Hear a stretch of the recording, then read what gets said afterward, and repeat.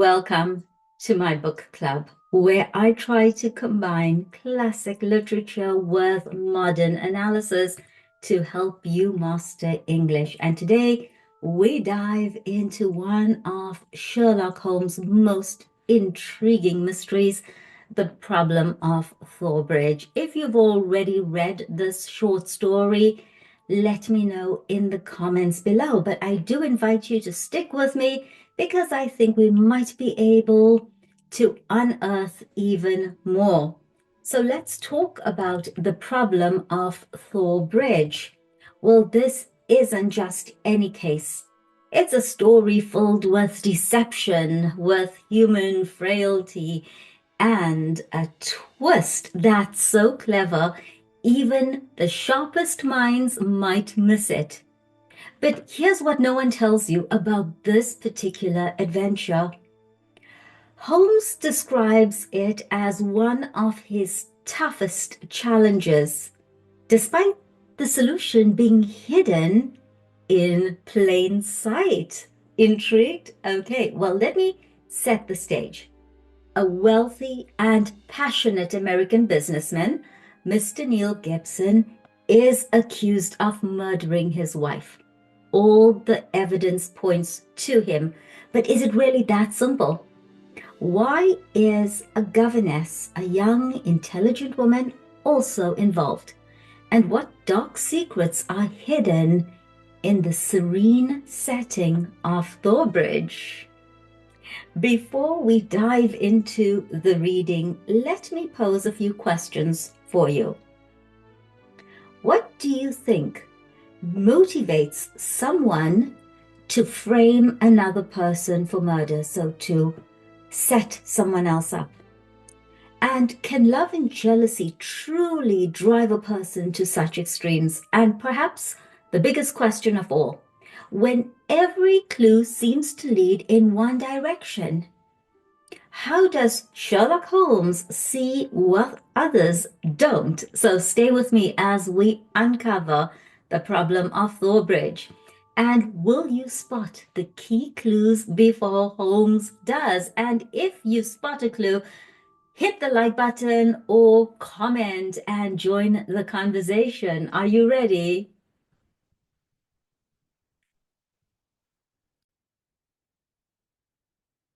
Okay, so welcome to the problem of Thor Bridge. And just so you know, this is the first time that I'm reading this short story, so we are in this together. Let's get started.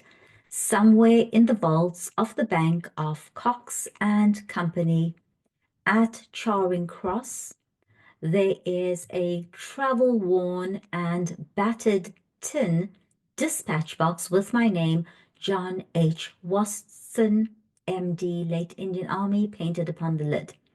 So it would seem that there's some kind of safety deposit box, right? And it belongs to Dr. Watson, and it's at a bank in the vault, safe and secure, of Cox and Company. But this box is travel worn, probably like your suitcase, maybe like your sneakers. They've just been worn out by travel. So there's this idea that he has traveled a lot. It's a tin box. It's also battered, so it's not in great condition. And it has his name, Dr. Watson. MD means medical doctor. And he was part of the late Indian Army, and that's what's painted on the lid. So, also the fact that this box is in a vault means that it has important documents. Would you agree with me on that one? Okay. And it's crammed with papers, nearly all of which are records of cases to illustrate the curious problems which Mr. Sherlock Holmes had at various times to examine.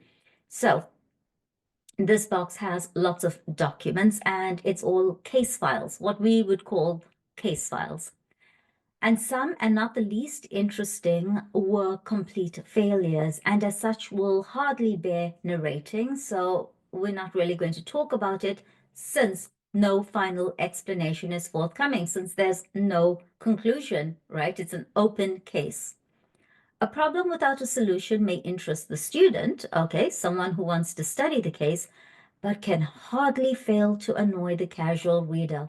I agree. Imagine reading a book that has no ending. It's going to annoy me. It's going to drive me crazy. And if you agree with this, hit the like button. So among these unfinished tales is that of Mr. James Fullermore, who, stepping back into his own house to get his umbrella, was never more seen in this world. So here's the case, unsolved mystery. Mr. James Fullermore went back into his house to get an umbrella. Probably it started raining, and he was never more seen in this world. That means he disappeared. No less remarkable is that of the cutter Alicia, which sailed one spring morning into a small patch of mist where she never again emerged. So at first, when I saw the word cutter, I wasn't quite sure what the reference was. You know, you get woodcutters, you might get a cutter working in a textile factory. But here, as you read the sentence, as you read the rest of the sentence in context, you understand that it refers to a sailing ship. A cutter is a type of sailing ship. And so she sailed one morning into a patch of mist from where she never again emerged. And again, another way to say she just disappeared.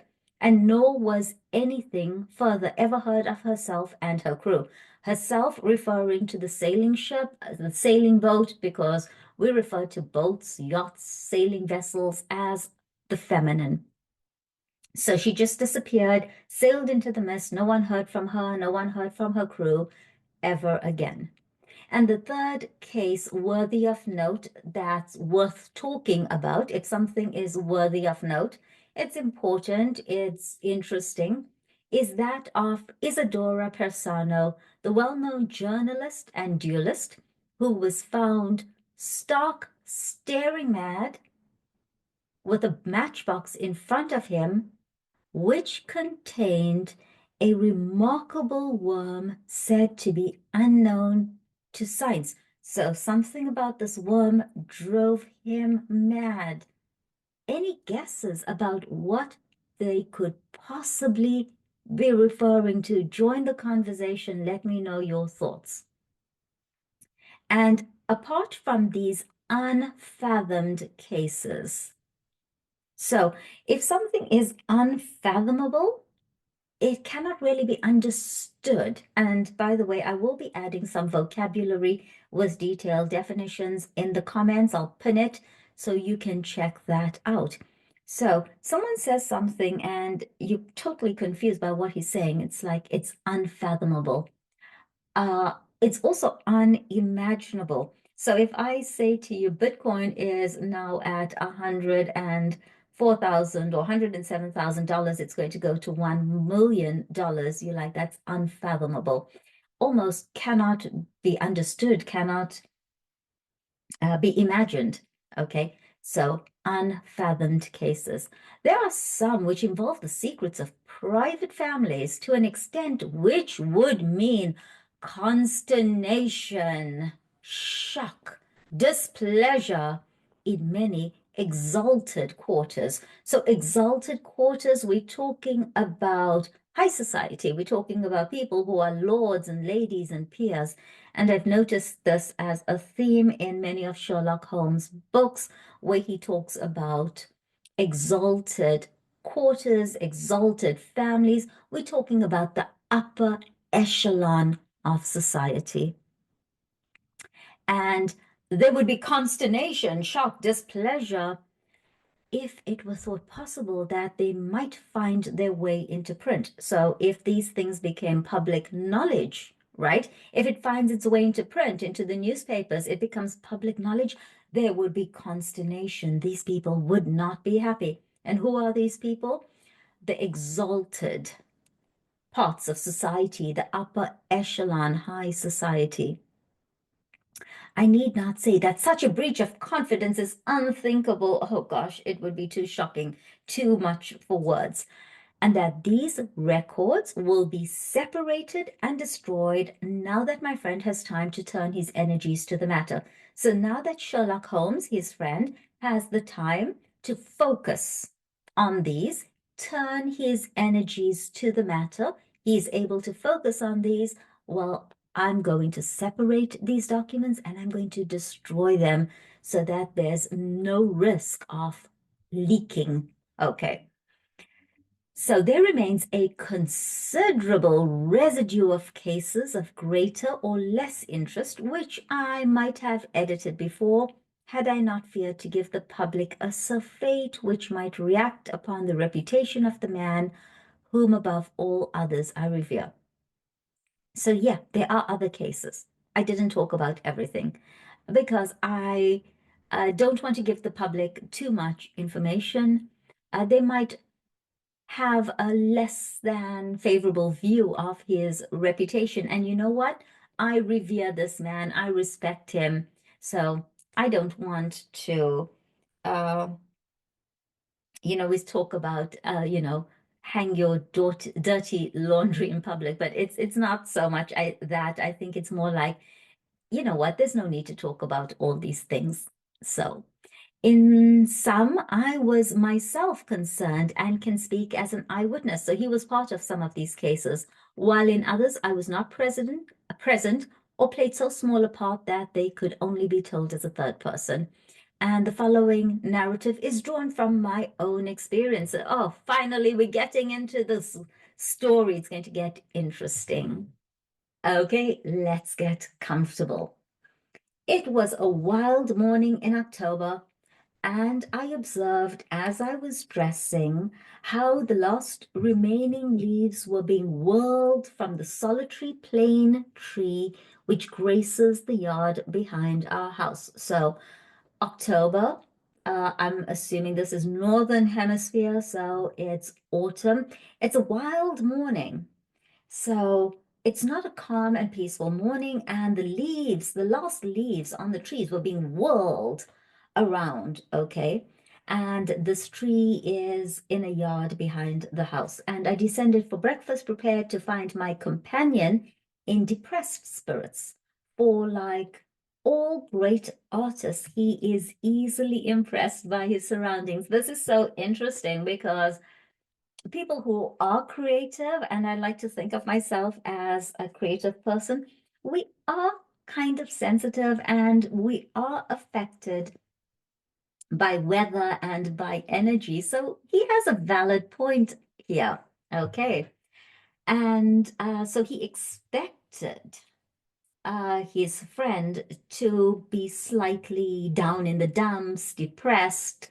But on the contrary, I found that he had nearly finished his meal and that his mood was particularly bright and joyous, with that somewhat sinister cheerfulness which was characteristic of his lighter moments. So, something strange is going on. We say things like something is afoot, okay? Something unusual is going on here.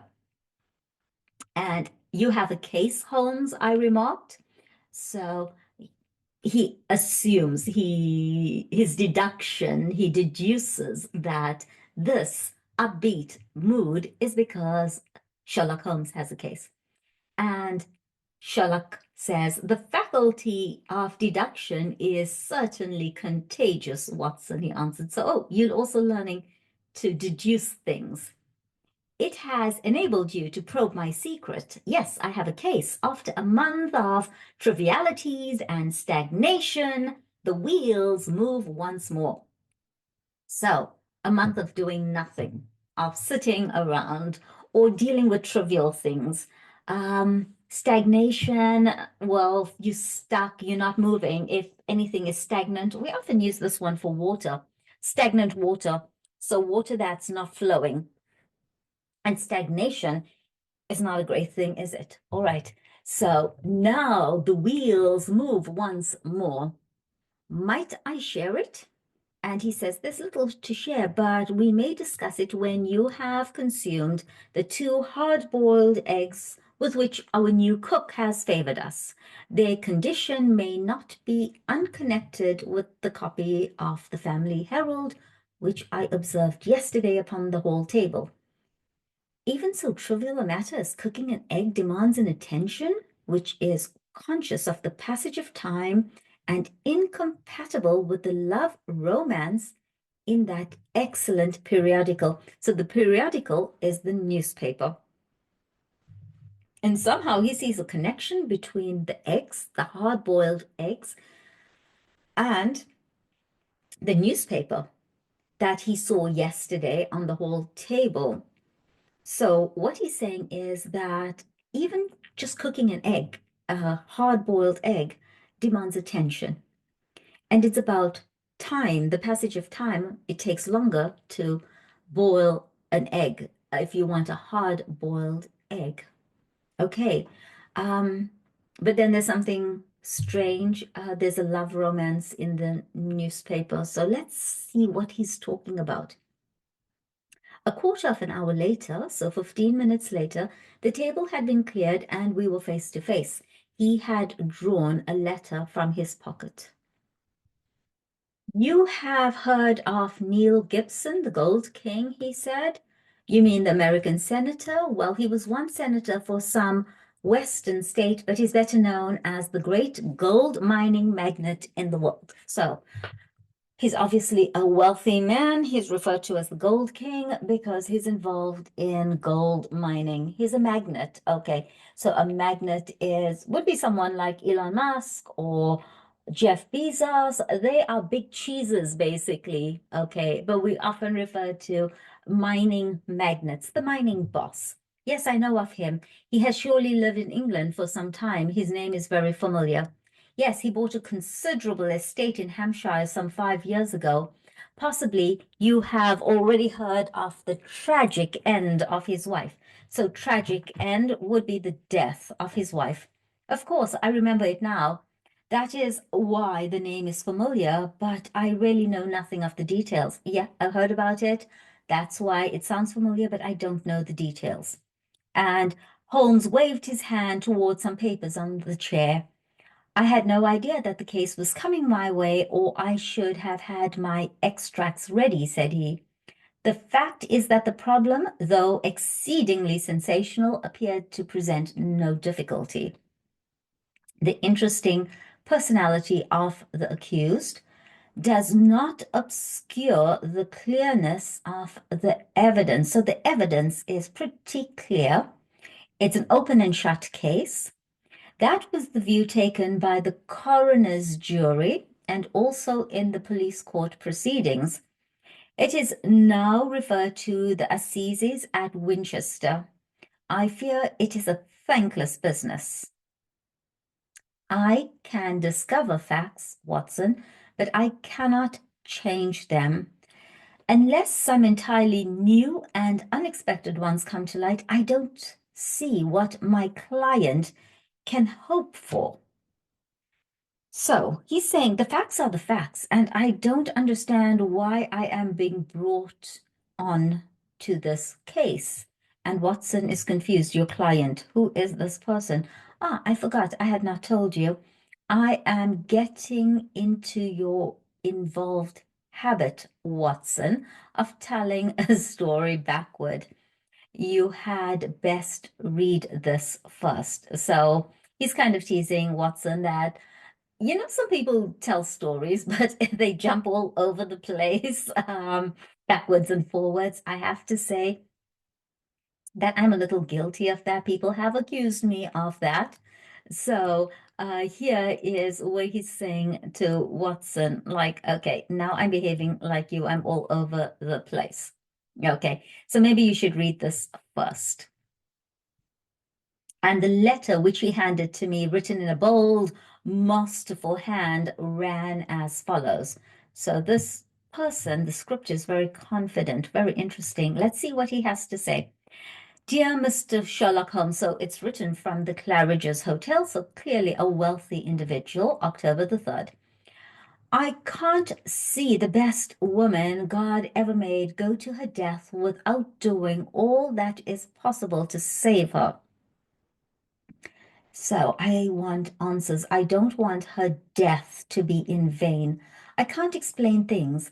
I can't even try to explain them, but I know beyond all doubt that Miss Dunbar is innocent. Oh, okay.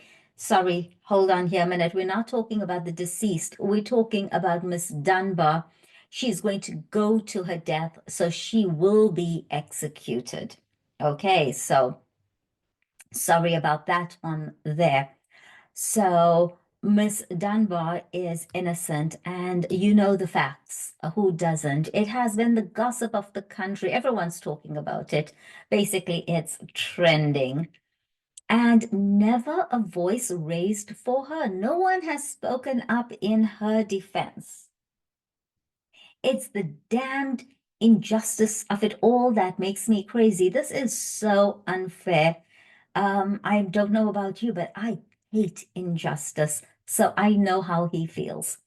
That woman has a heart that wouldn't let her kill a fly. She's passive, she's kind, she has a good heart. She wouldn't hurt anyone, she wouldn't even hurt a fly.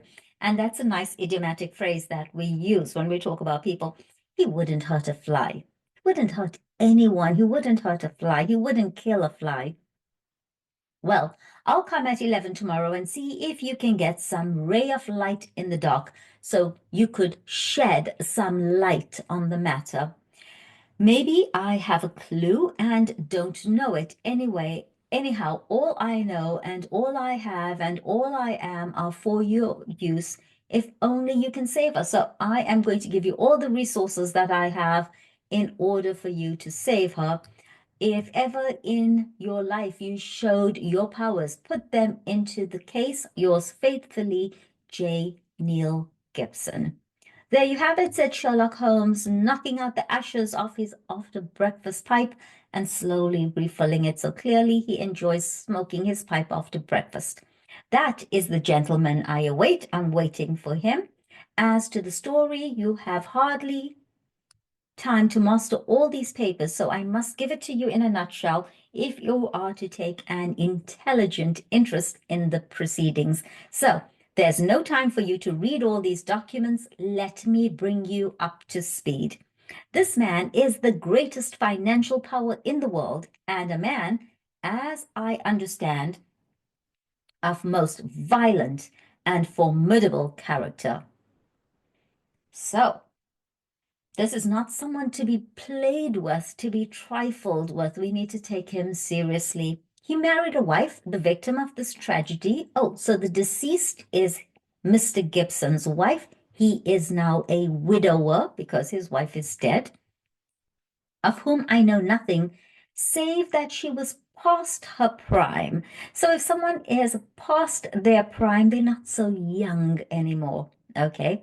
Which was the more unfortunate, as a very attractive governess superintended the education of two young children. So Mrs. Gibson was past her prime, no longer young and beautiful. And there was an attractive young governess, and she was in charge of the education of the two young children. There are three people concerned, and the scene is a grand old manor house, the center of a historical English estate. Then, as to the tragedy, the wife was found in the grounds nearly half a mile from the house late at night, clad in her dinner dress, with a shawl over her shoulders. Oh, and a revolver bullet through her brain. Like I said, I haven't read the story before. I'm reading it with you, so it's unfolding for me at the same time as it is for you. So, whoa, okay, I did not expect that one. So she was found in her dinner dress, shawl over her shoulders. Wow, revolver bullet through her brain. Wow, sounds like suicide, doesn't it? I'm not sure. Let's go on. So no weapon was found near her. Okay, so not suicide. And there was no local clue as to the murder. No weapon near her, Watson. Mark that. This crime seems to have been committed late in the evening, and the body was found by a gamekeeper at about 11 o'clock, when it was examined by the police and by a doctor before being carried up to the house. Is this too condensed or can you follow it clearly? So, is it too condensed? Have I summarized it too much? Or are you able to follow this clearly? So, what do we know about this crime? It was committed late in the evening. The body was found by the gamekeeper at about 11 o'clock at night. Then the police examined it, and then the doctor, and then it was carried up to the house. These are the facts, Watson. Is it too condensed, or are you able to follow? And Watson says, it is all very clear. But why suspect the governess?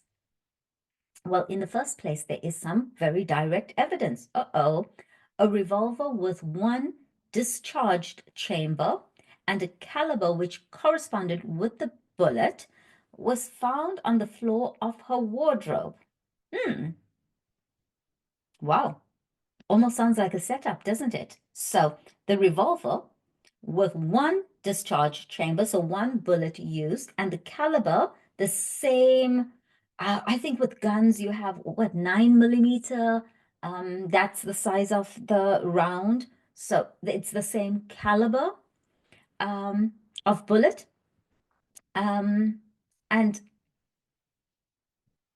this was found on the floor of her wardrobe. I mean, if she really had killed the woman, why would she leave the evidence on the floor of her wardrobe? It sounds like a setup. Okay. His eyes fixed and he repeated in broken words, on the floor of her wardrobe. Then he sank into silence, and I saw that some train of thought had been set moving, which I should be foolish to interrupt. I like that phrase, train of thought, because it's almost like a train going along the tracks, moving along, and one idea after the other, one station after the other. And Watson was like, I am not interrupting. It would be foolish. It would be stupid. His mind is looking at all these possibilities. I need to just leave him alone. And suddenly, with a start, he emerged into brisk life once more, and suddenly he joined the conversation again. Yes, Watson, it was found. Pretty damning. So, yeah, I mean, this evidence, I mean, it makes her look bad. It's pretty damning. If something is pretty damning, it makes the person look bad. So the two juries thought, and that's what the two juries thought. Then the dead woman had a note upon her making an appointment at that very place and signed by the governess. So the governess had asked to meet her there. Then she was killed, and the gun was found, the revolver was found in the governess's bedroom, in the wardrobe on the floor. How's that? Finally, there is the motive. Senator Gibson is an attractive person. Is it if his wife dies, who more likely to succeed her than the young lady who had already, by all accounts, okay, by all accounts, from what we know, from everything that people have been saying, received pressing attentions from her employer. So he liked her and he was trying to court her or woo her. He was definitely interested in her. He was attracted to her. Love, fortune, power, all depending upon one middle-aged life. Ugly, Watson, very ugly. Very interesting is what I think. Yes, indeed, Holmes. Nor could she prove an alibi, so the governess could not provide an alibi to say that, well, I wasn't there because I was somewhere else. On the contrary, she had to admit that she was down near Thor Bridge. That was the scene of the tragedy. About that hour, she couldn't deny it, for some passing villager had seen her there. So if she had an alibi that she'd been in another county, if she had been in the house and someone had seen her at that time, well, then she had an alibi. But this gets worse because she was actually in that vicinity, in that area, and she couldn't deny it. She couldn't even just say, well, I wasn't, because some villager who was walking by had seen her there. That really seems final. And yet, Watson, and yet, this bridge, a single broad span of stone with balustraded sides, carries the drive over the narrowest part of a long, deep, reed-girt sheet of water. Thormere, it is called. In the mouth of the bridge lay the dead woman. Such are the main facts. But here, if I'm not mistaken, is our client considerably before his time. Oh, he's early. Billy had opened the door, but the name which he announced was an unexpected one. So it wasn't the person that they had a meeting with that they were expecting. It's someone else. Mr. Marlowe Bates was a stranger to both of us. Oh, okay. He was a thin, nervous wisp of a man, like a wisp of smoke, okay, with frightened eyes and a twitching, hesitating manner, not confident at all. A man whom, by my own professional eye, would judge to be on the brink of an absolute nervous breakdown. Oh, wow. So in walks this man who's thin, who's nervous, who's agitated, who seems mentally unhinged. He seems to be on the verge of a mental breakdown. And you know what? Watson is able to make this judgment and to make this assessment. He's a doctor, right? And you seem agitated, Mr. Bates, said Holmes. You don't seem you don't seem at ease. You seem ill at ease. So if you're at ease, you're calm, you're relaxed, you're zen, you are ill at ease. Pray sit down. I fear I can only give you a short time, for I have an appointment at 11. So I can't give you much time because I have an appointment just now. I know you have.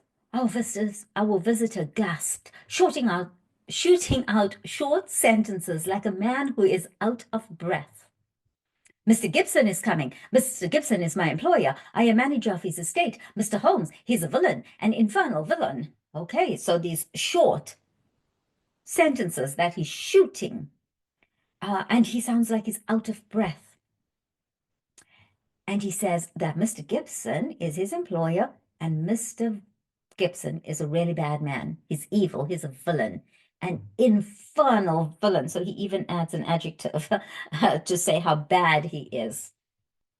Strong language, Mr. Bates. Yeah, that's quite an accusation, Mr. Bates. And he says, I have to be emphatic, Mr. Holmes, for the time is so limited. No, no, no. I have to be emphatic. I have to tell you. I have to tell you. You know, I can't sugarcoat this. You need to know because time is limited. I would not have him find me here for the world. Oh, I don't want him to know I'm here for all the world. No, no, no. He's almost due now, but I was so situated that I could not come earlier. So I was in such a situation, my situation was such that I couldn't come to you earlier. His secretary, Mr. Ferguson, only told me this morning of his appointment with you. So I just heard about this. I came rushing over, and I need to tell you this, and I need to be emphatic. I need you to have the facts. I can't sugarcoat things. I just need to say things as they are. And even if I'm using these strong words, strong language, I'm making these accusations. And the question is, and you are his manager. And he says, I have given him notice. In a couple of weeks, I shall have shaken off his accursed slavery. Oh, wow. So he feels like Mr. Gibson treats his staff like slaves. Okay. A hard man, Mr. Holmes. Hard to all about him. So he's not a kind man. He's not a gentleman. He's a hard man. He's hard to everyone who's around him. And you know, those public charities are a screen to cover his private iniquities. He's a bad man. He's a villain. Don't be fooled by the public charities, the charitable work that he does. It's all a veil. It's a screen. It's a smoke screen. It's smoke and mirrors. But his wife was his chief victim. She was his main victim. He was brutal to her. Yes, sir, brutal. How she came by her death, I do not know. But I am sure that he made her life a misery to her. He was not kind to her. They were not in love. He was not a wonderful husband. She was a creature of the tropics, a Brazilian by birth, as no doubt you know. Okay, so she came from South America. She was a creature of the tropics, the Tropic of Capricorn, tropical, oh, Brazilian. And he says, no, it had escaped me. I didn't know. I was unaware of this. Tropical by birth and tropical by nature. And this is very interesting because people who are from the tropics, and I am as well, I'm from South Africa. And I have been to Brazil, to Rio, São Paulo, Porto Alegre, and there is something about the people from the tropics. They are full of energy and light, and there's just an energy in the South. And if you've ever been there, you know what I'm talking about. And there's almost I always say this, there's a rhythm to Africa. You can hear the drumbeat of Africa. And when I was in Brazil, I felt exactly the same thing. Someone would say it's because the people get more vitamin D, probably. But tropical people are full of energy. It's wonderful. If you haven't been, to the south, you need to get there. You're going to love it. So, tropical by birth and tropical by nature, exactly what I'm talking about, the nature, the character. A child of the sun and of passion. I said that drumbeat of Africa, people just want to dance, and there's just something so untamed, so natural, so wonderfully wild. She had loved him as much as woman can love. But when her own physical charms had faded, when she became older, when her beauty started to fade, I am told they once were great. So once upon a time, she was this Brazilian beauty. There was nothing to hold him. So once she got older, once the wrinkles set in, once the beauty faded, she couldn't hold on to him. So clearly, he was someone who was only interested in superficial beauty. We all liked her and felt for her and hated him for the way that he treated her. She was a good person. He is plausible and cunning. That is all I have to say to you. Don't take him at face value. Don't believe everything that he tells you. When you take something at face value, you just accept it as it is presented to you. No, no, no. There is more behind. Now I'll go. No, no, don't detain me. He is almost due. No, no, no, don't stop me. Don't stop me. He's almost due. I don't want to be caught here, not for all the world. With a frightened look at the clock, our strange visitor literally ran to the door and disappeared. Wow. Well, well, said Holmes after an interval of silence.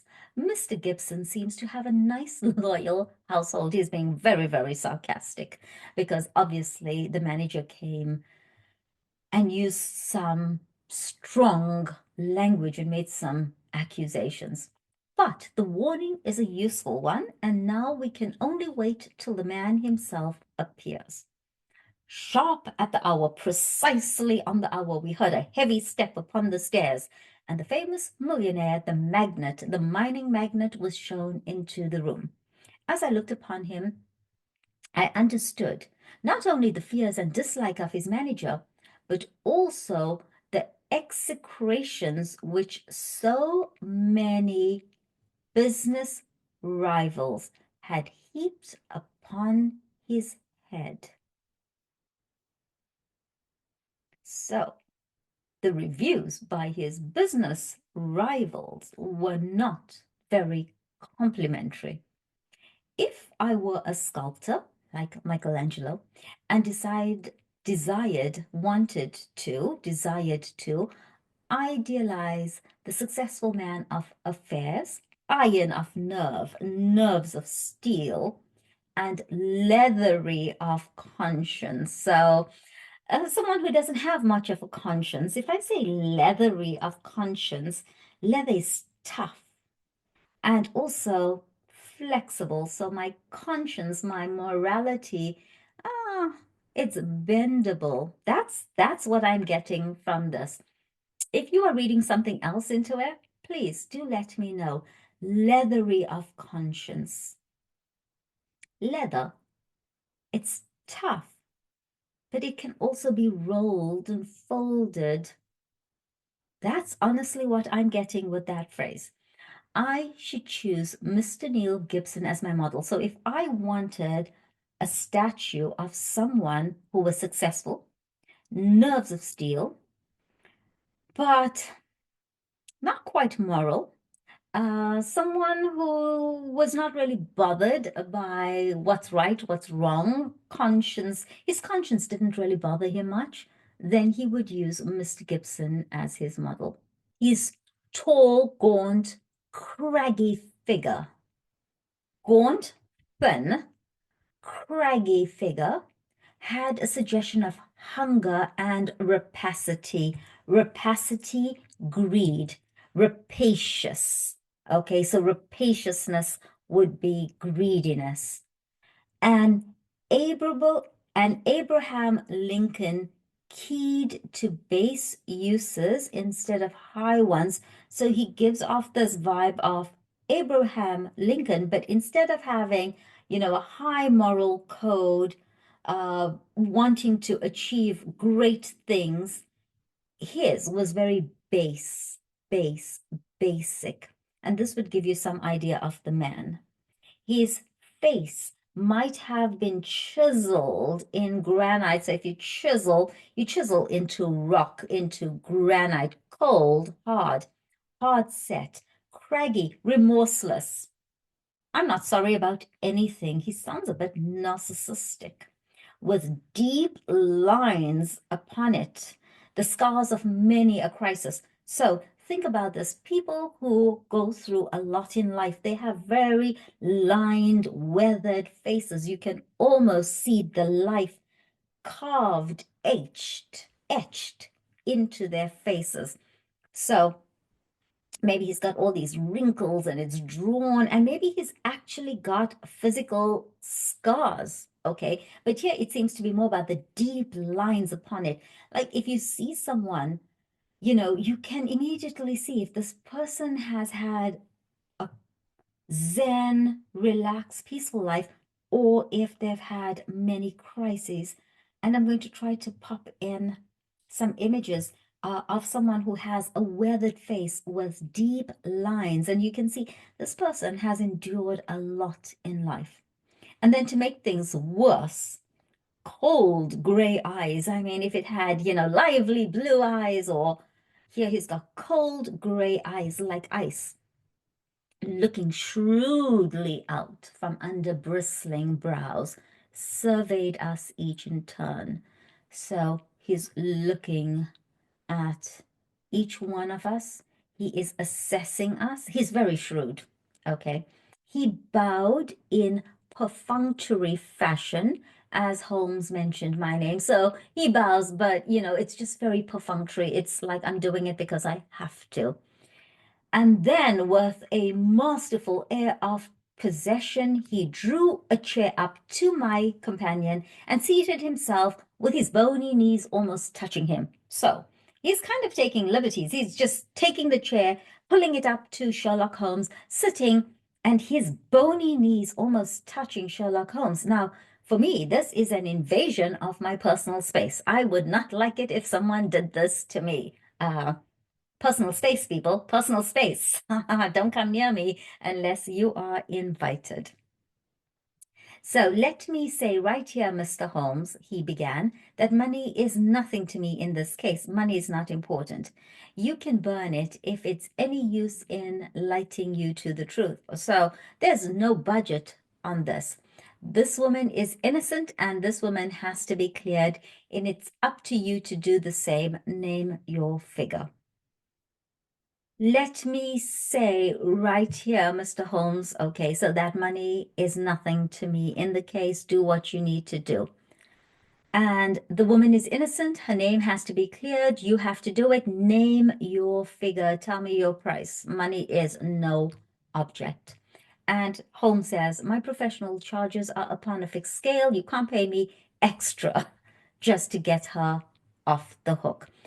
So he says it very coldly. I do not vary them, save when I remit them altogether. So I don't change my prices according to who I'm dealing with, except in cases where I don't charge people anything at all, probably because they can't afford it, right? So you can't buy me, is basically what he's saying. Well, if dollars make no difference to you, think of the reputation. If you pull this off, every paper in England and America will be booming you. You'll be the talk of two continents. Okay, so if money doesn't interest you, well, think about your reputation. If you can pull this off, if you can solve this, if you can do this, if you can get the governess off the hook, everyone will be talking about you. You'll be the talk of two continents. You'll be famous in Europe and in America. And he says, thank you, Mr. Gibson. I do not think that I am in need of booming. I mean, I do not need my reputation boosted. It may surprise you to know that I prefer to work anonymously. I don't need the credit, okay?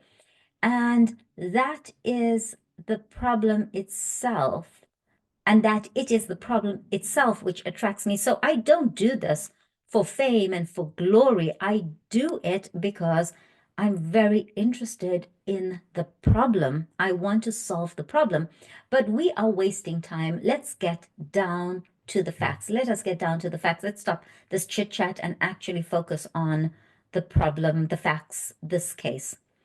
I think that you will find all the main ones in the press reports. I don't know that I can add anything which will help you.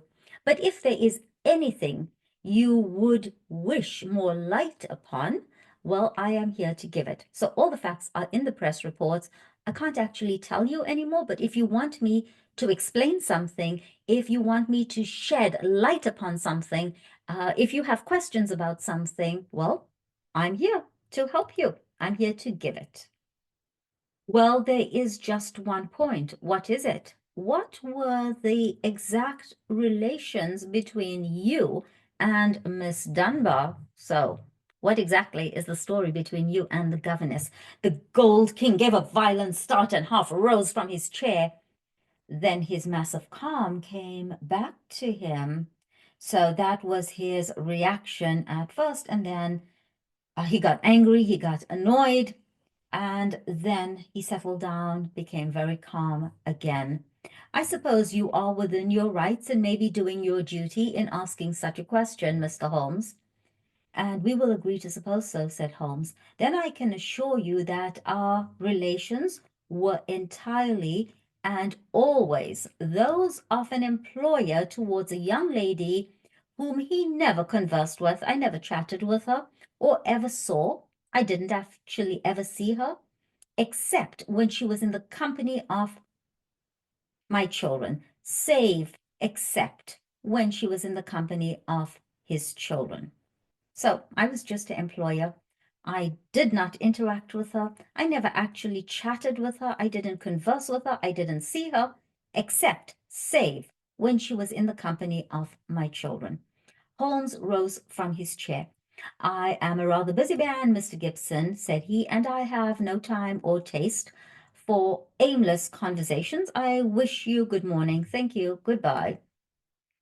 Our visitor had risen also, and his great, loose figure towered above Holmes, so he's obviously much taller than Holmes.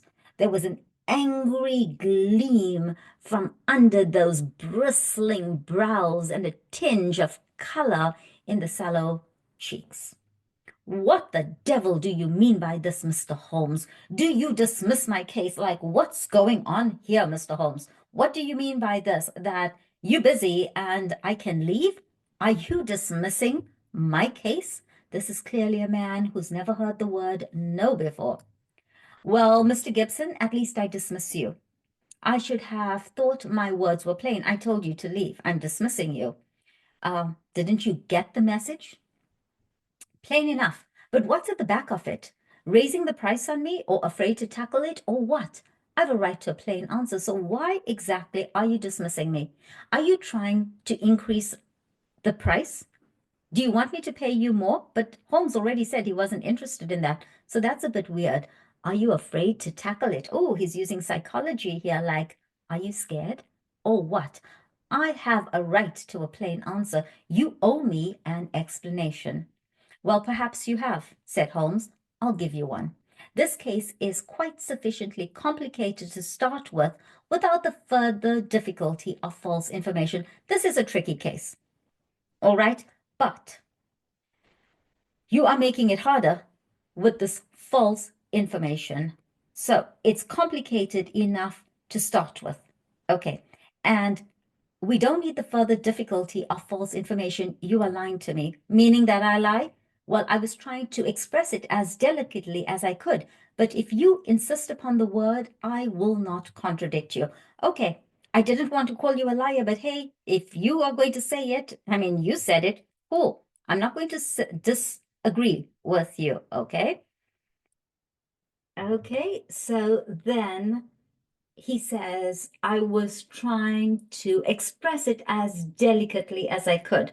So I was trying to be diplomatic. I didn't want to call you a liar, but if you insist on using the word lie, I won't contradict you. I won't say that that's not what I meant.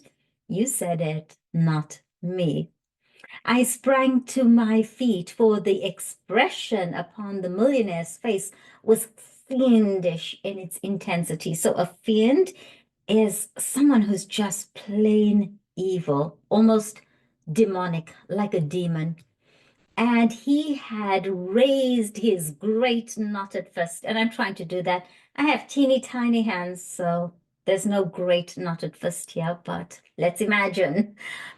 Holmes smiled languidly, like he just smiles languidly, calmly, relaxed, and he reached his hand out for his pipe.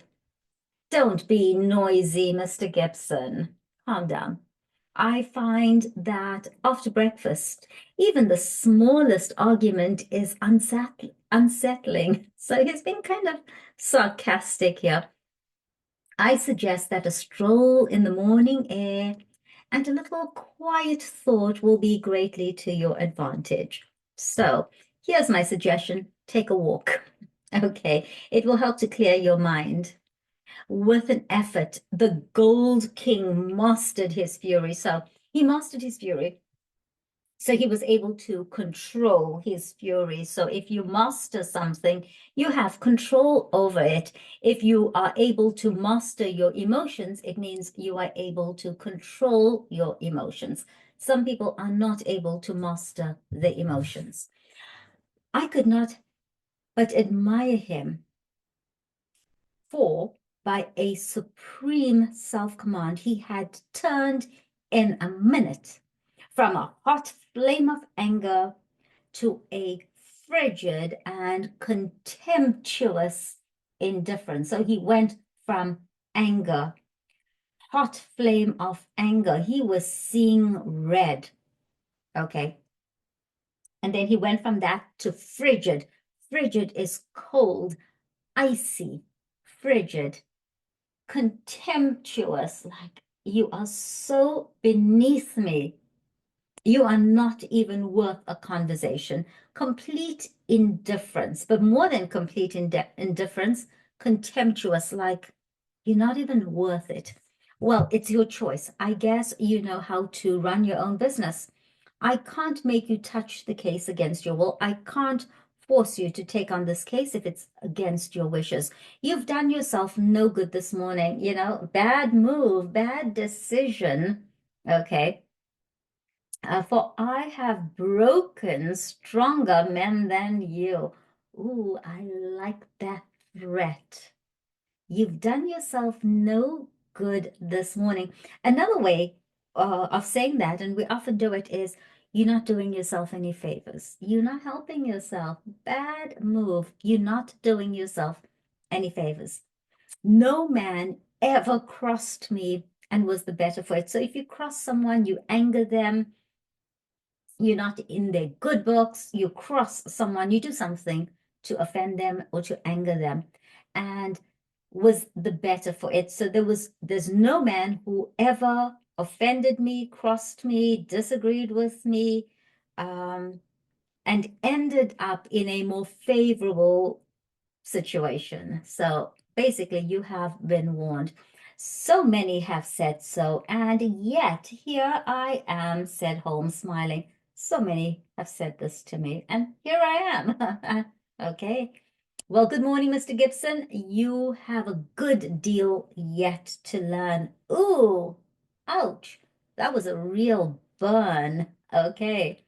So our visitor made a noisy exit, probably slamming doors on his way out. But Holmes smoked in imperturbable silence with dreamy eyes fixed upon the ceiling. So he's totally relaxed, unflappable, imperturbable silence. And what I notice here is the repeated use of certain words in all the short stories. Like I said, I'm reading with you for the first time. So in the last one, there was the imperturbable bully, zen, unflappable, unshakable. And here, it's just the silence that is not being disturbed in any way. And he's got dreamy eyes fixed on the ceiling. He's deep in contemplation. And finally, he speaks and he says, "Any views, Watson?" he asked at last. "Well, Holmes, I must confess that when I consider that this is a man who would certainly brush any obstacle from his path, and when I remember that his wife may have been an obstacle and an object of dislike, as that man Bates plainly told us, it seems to me this is a man who gets rid of anyone who stands in his way. Have you forgotten? He probably killed his wife. She was an obstacle to his new romance. And she was also an object of dislike. So that's, what Bates, the manager, told us. It seems to me like bad move, you crossed the wrong person. Exactly. And to me also, Sherlock Holmes just works in his own strange way. But what were his relations with the governess, and how did you discover them? Bluff, Watson, bluff. I didn't know. I was just calling his bluff. So it's a poker phrase, right? When you bluff, when you pretend that you have great cards, but you don't. It's pretense. When I considered the passionate, unconventional, unbusinesslike tone of his letter and contrasted it with his self-contained manner and appearance, it was pretty clear that there was some deep emotion which centered upon the accused woman rather than upon the victim. So this is a businessman. He is very straightforward. He has this certain demeanor. It's definitely not passionate. And then in the letter, he is so passionate. It's so out of character. It's so unconventional. It's almost like it's not just about help this woman. No, there's some emotion. And also, he's focusing on the accused, the person who probably killed his wife, not on his wife. He's not worried about the victim. He's not worried about the deceased. He's not worried about his wife. He's worried about the woman who is accused, the governess. So we've got to understand the exact relations of those three people if we are to reach the truth. So you saw the frontal attack which I made upon him and how imperturbably he received it. Then I bluffed him by giving him the impression that I was absolutely certain, when in reality I was only extremely suspicious. So he wasn't sure, but he had his suspicions, but he pretended that he knew what he was talking about. He gave the impression that he was absolutely 100% certain. Perhaps he will come back. He is sure to come back. He must come back. He can't leave it where it is. Ha! Isn't that a ring? Yes, there is his footstep. Well, Mr. Gibson, I was just saying to Dr. Watson that you were somewhat overdue. I mean, Sherlock Holmes is really cheeky. Like, I expected you back, but you kind of took your time. You were somewhat overdue. You should have been here faster. The Gold King had re-entered the room in a more chastened mood than he had left it. So gone is the anger and gone is the arrogance. He's chastened. He is almost like submissive because he needs Sherlock Holmes. His wounded pride, but he doesn't like what happened. His pride, his ego has been wounded. It still showed in his resentful eyes, but his common sense had shown him that he must yield if he would attain his end. So he doesn't like it. He doesn't like the fact that he has to come back. But common sense told him that if he wants to achieve his goal, achieve his objective, he must yield. He must surrender. And that's why his mood is chastened. He needs Sherlock Holmes. I've been thinking it over, Mr. Holmes, and I feel that I have been hasty in taking your remarks amiss. So I took your remarks amiss the wrong way. You are justified in getting down to the facts, whatever they may be, and I think more of you for it. So if I think more of you, it means I'm impressed by you. Okay, so you're doing your job, you're getting the facts. And so I'm impressed by that. I can assure you, however, that the relations between Miss Dunbar and me don't really touch this case. So whatever was going on, that's got nothing to do with the murder. That is for me to decide, is it not? Yes, I guess that is so. You're like a surgeon who wants every symptom before he can give his diagnosis. Exactly, that expresses it. And it is only a patient who has an object in deceiving his surgeon who would conceal the facts of his case. Hmm. So basically, he's saying, why are you deceiving me? And at this point of the story, because I said to you guys, I am reading it with you for the first time. And I still have no clue who did it or why. I have the slight inkling, and I promise you guys, I'm reading this for the first time. So this is just what I'm thinking, that maybe it was Bates and he was in love with the governess. But I'm a writer, so my mind goes off in 10 million directions. But I'm curious, who do you think did it? Can you put your predictions in the comments? Let's do this. And so he says, well, someone, a patient, um, who wants to deceive his surgeon would conceal the facts, and you obviously want to deceive me, and that's why you're concealing the facts. And he says that may be so.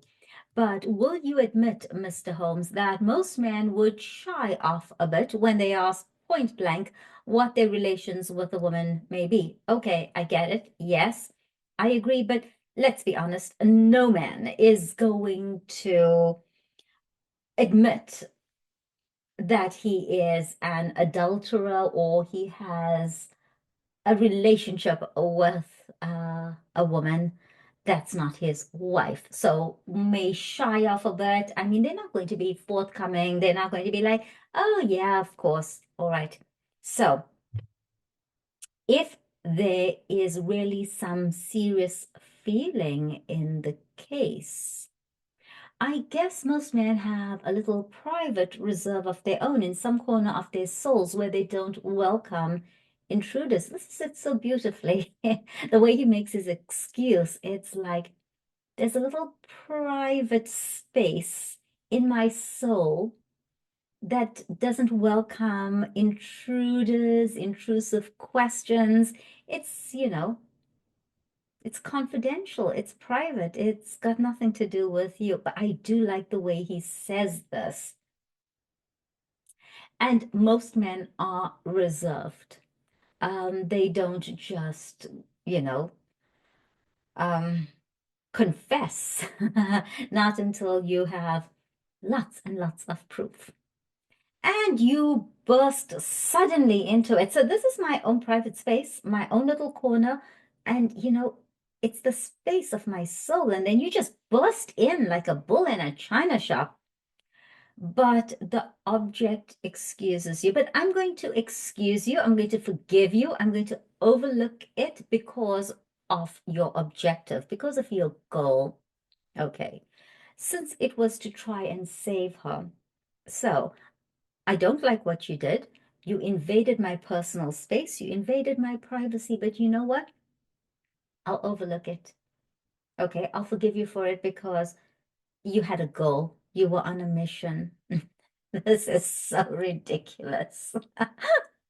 Um, well, the stakes are down and the reserve open, and you can explore where you will, what is it you want? Okay, so that private little corner that's confidential, a part of my soul where you are not welcome. Well, okay, the stakes are down. The gates are open, the reserve is open. You, bull in a china shop, can go where you want. You can ask what you want. And what do you want? The truth.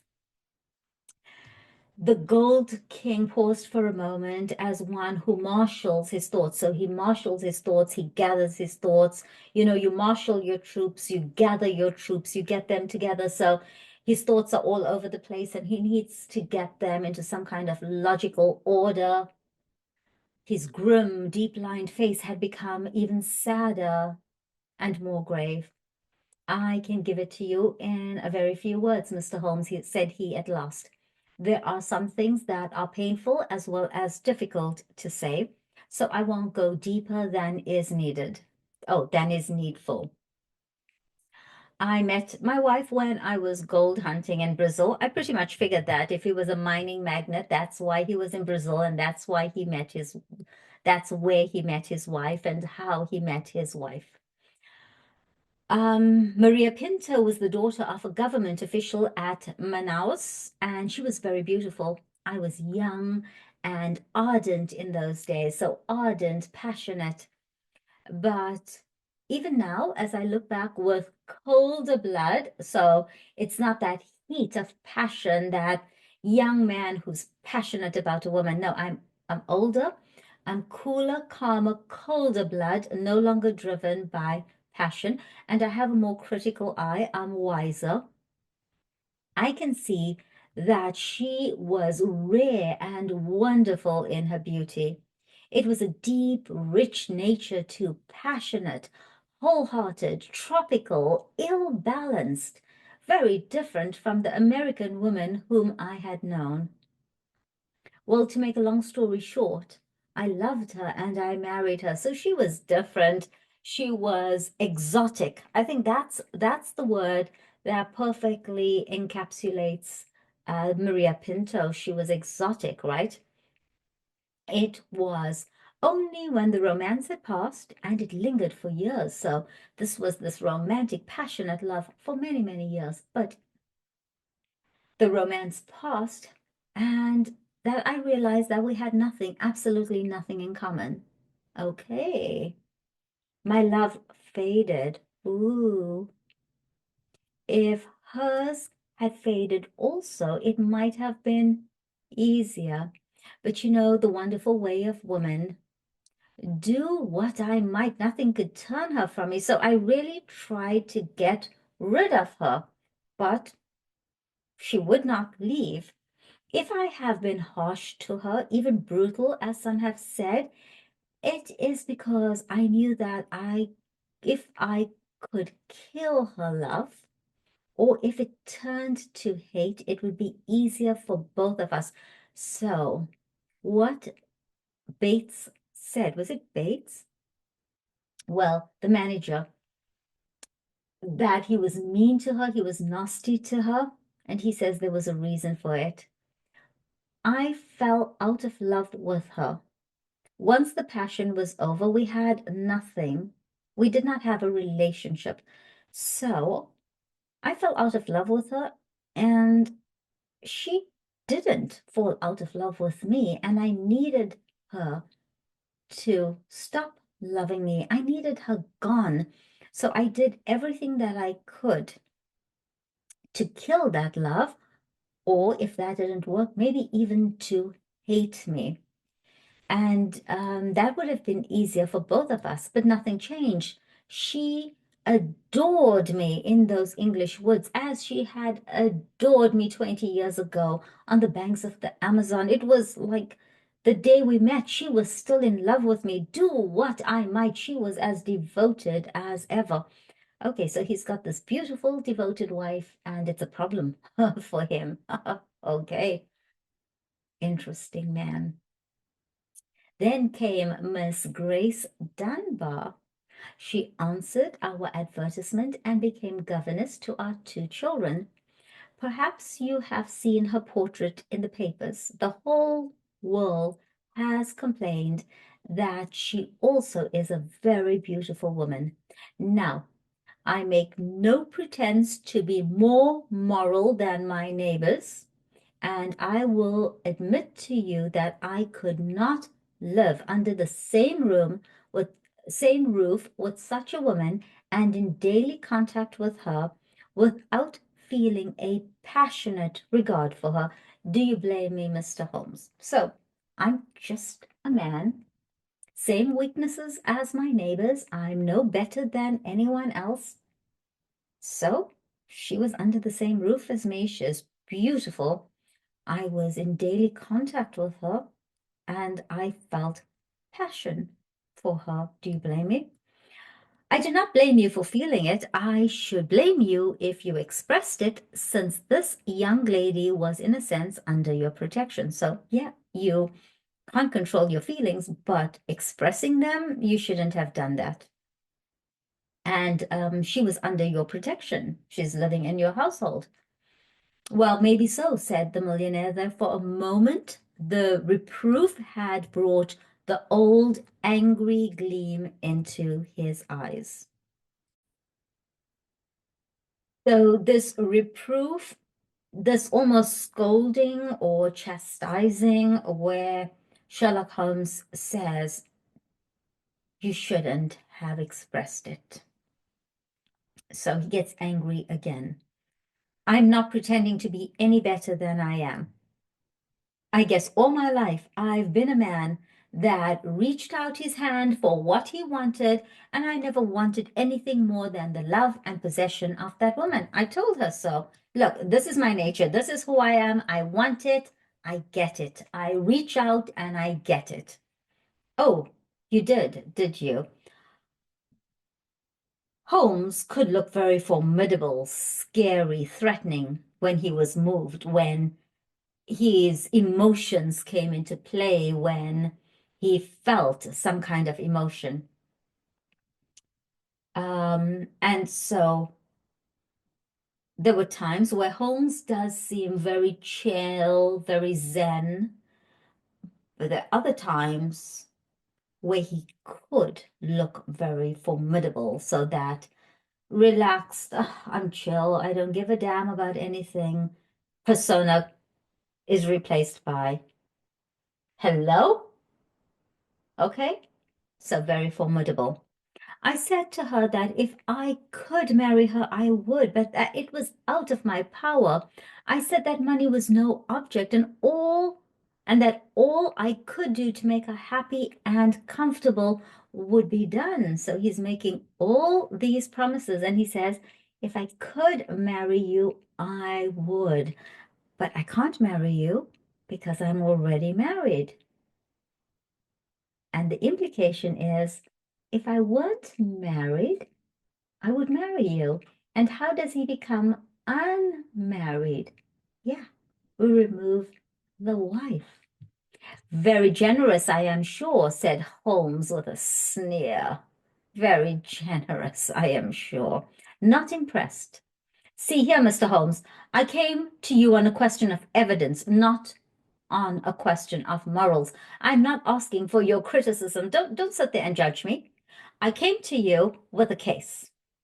We're talking about evidence. Don't be the judge and jury of my morals, and don't criticize me. I'm not asking you for your opinion. And he says, it is only for the young lady's sake that I touch your case at all, said Holmes sternly. The only reason I'm even considering your case is because of that young woman. I don't know that anything she is accused of is really worse than what you have yourself admitted, that you have tried to ruin a defenseless girl who was under your roof. Some of you rich men have to be taught that all the world cannot be bribed into condoning your offenses. So if you condone, it means that you basically say, yeah, it's okay. It's not a problem. It doesn't, it's okay. So if I condone your actions and they're bad, you're doing something bad and I condone it, I'm giving you permission to continue with that bad behavior. To my surprise, the Gold King took the reproof with equanimity. So this time he did not see red, he did not storm out, he remained quite calm.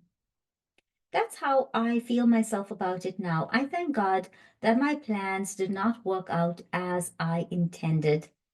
She would have none of it, and she wanted to leave the house instantly. Oh, interesting. Okay. Why did she not? Well, in the first place, others were dependent upon her, and it was no light matter to her for her to let them all down by sacrificing her living. When I had sworn, as I did, that she should never be molested again, she consented to remain. But there was another reason. She knew the influence she had over me and that it was stronger than any other influence in the world. She wanted to use it for good. So when he told her, she was not interested. She would have none of it. And she wanted to leave the house instantly, but she didn't because she did not want to renege on her duties. She felt that she was there. People were dependent on her, obviously, those two children, and it was no light matter for her. So if it's a light matter to someone, it's not serious. It was no light matter for her. It was something very serious. And she didn't want to let everyone down. And then he makes her the promise that he would not molest her again. And then she agrees to remain. She consented to remain. And the reason she stayed was because she knew that she had this influence over him, because he was infatuated with her, he was in love with her, and then she wanted to use that influence to change him, to make him do good things, or she wanted to use it for good deeds. I'm not sure what this woman is thinking, but anyway, let's wait and see what happens next. How? Well, she knew something of my affairs. They are large, Mr. Holmes, large beyond the belief of an ordinary man. I can make or break, and it is usually break. So I have huge influence. It wasn't individuals only. It was communities, cities, even nations. So I'm powerful. And most of the time I break and I destroy, but not just people, communities, cities, nations. Business is a hard game, and the weak go to the wall. So you can't afford to be weak in business. I played the game for all it was worth. I never squealed myself, and I never cared if the other fellow squealed. I never complained, and I didn't care if the other person complained. But she saw it different. I guess she was right. She believed and said that a fortune for one man that was more than he needed should not be built on 10,000 ruined men who were left without the means of life. So she had a different take on all of this. She did not like this idea of wealth in the hands of one person, or if we look at it today, the 1%, right? That was how she saw it, and I guess she could see past the dollars to something that was more lasting. So probably she wanted him to do more charitable work to help those who had less than he did. She found that I listened to what she said, and she believed she was serving the world by influencing my actions. So she stayed, and then this came along. So she stayed because she thought that she could make him a better man. She could turn him or change him from this cold-hearted person who broke anyone who stood in his way, who challenged him. And she could make him a better, kinder, nicer person, maybe even someone who could help the world. And can you throw any light upon that? And the Gold King paused for a moment or more, his head sunk in his hands and deep in thought, lost deep in thought, and he's thinking. It's very black against her. Look, it looks really bad. There's a lot of evidence against her. I can't deny that. And women lead an inward life and do many things beyond the judgment of a man. And this is the kind of idea that men are from Mars and women are from Venus, and women just think differently. And they do have an inward life. Women think and maybe even overthink things. They're not one-dimensional. At first, I was so rattled and taken aback that I was ready to think she had been led away in some extraordinary fashion that was clean against her usual nature. So at first, I thought she was acting completely out of character. And one explanation came into my head. I give it to you, Mr. Holmes, for what it is worth. There is no doubt that my wife was bitterly jealous. There is a soul jealousy that can be as frantic as any body jealousy. And though my wife had no cause, and I think she understood this, for the latter, she was aware that this English girl exerted an influence upon my mind and my acts that she herself never had.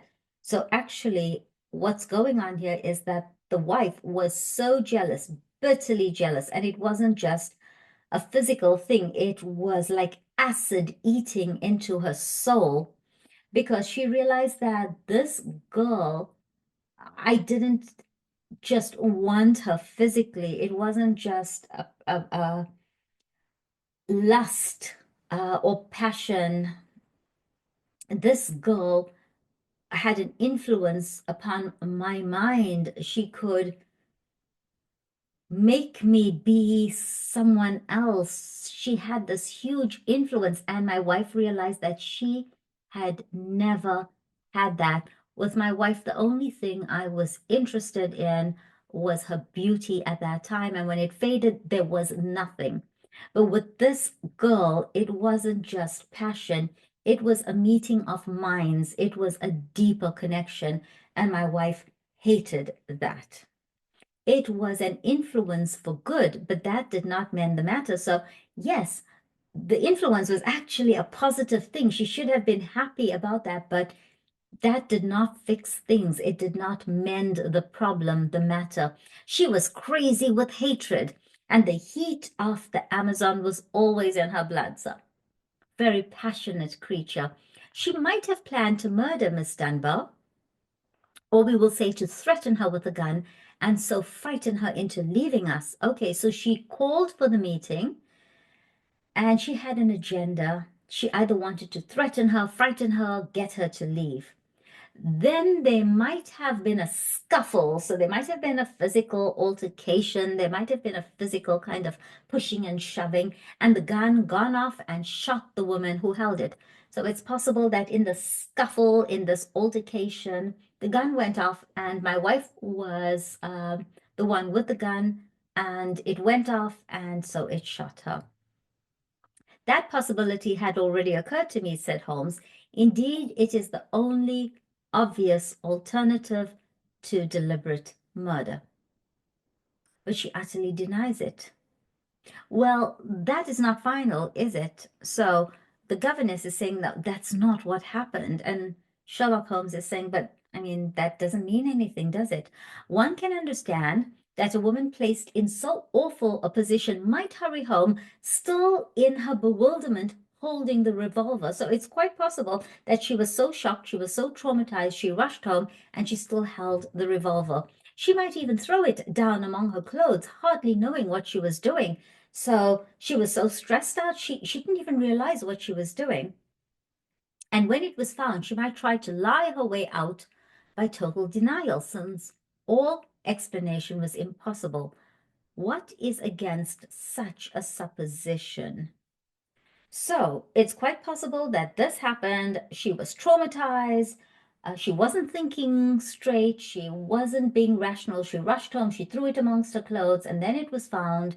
So she just denied everything. And Sherlock Holmes asked, what is against such a supposition? So, what is against such a hypothesis? What is against such an idea? Like, why is this not logical? Why does this not make sense? And he says, Miss Dunbar herself. And he says, well, perhaps. Holmes looked at his watch. I have no doubt that we can get the necessary permits this morning and reach Winchester by the evening train.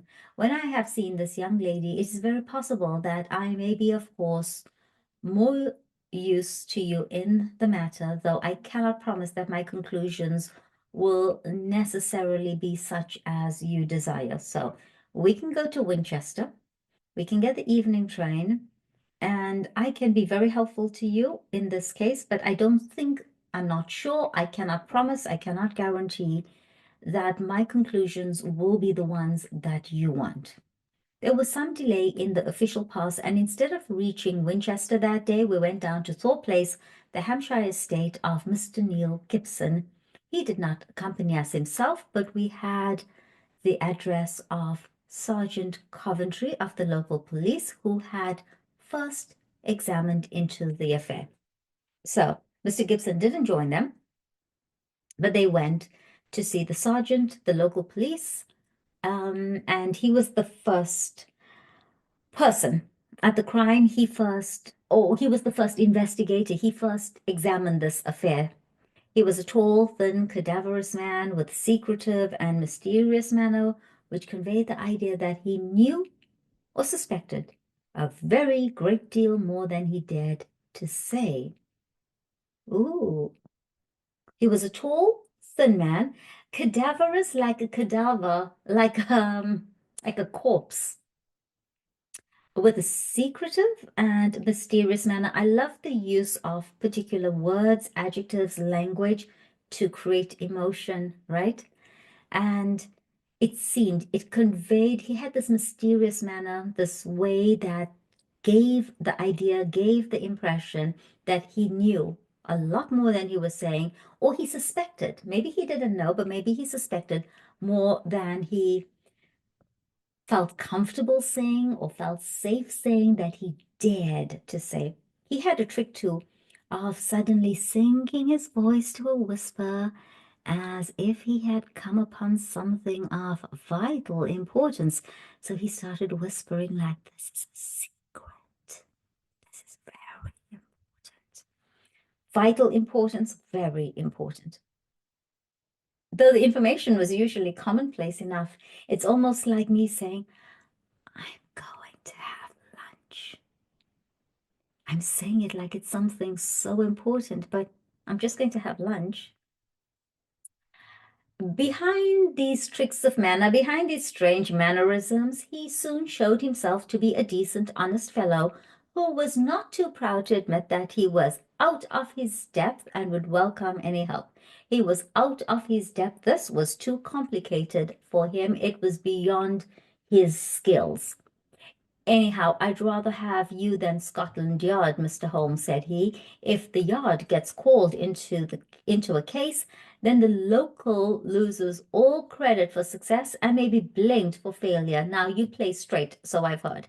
I'd rather have you, Sherlock Holmes, on this case with me. You play straight. You're straightforward. You don't play games.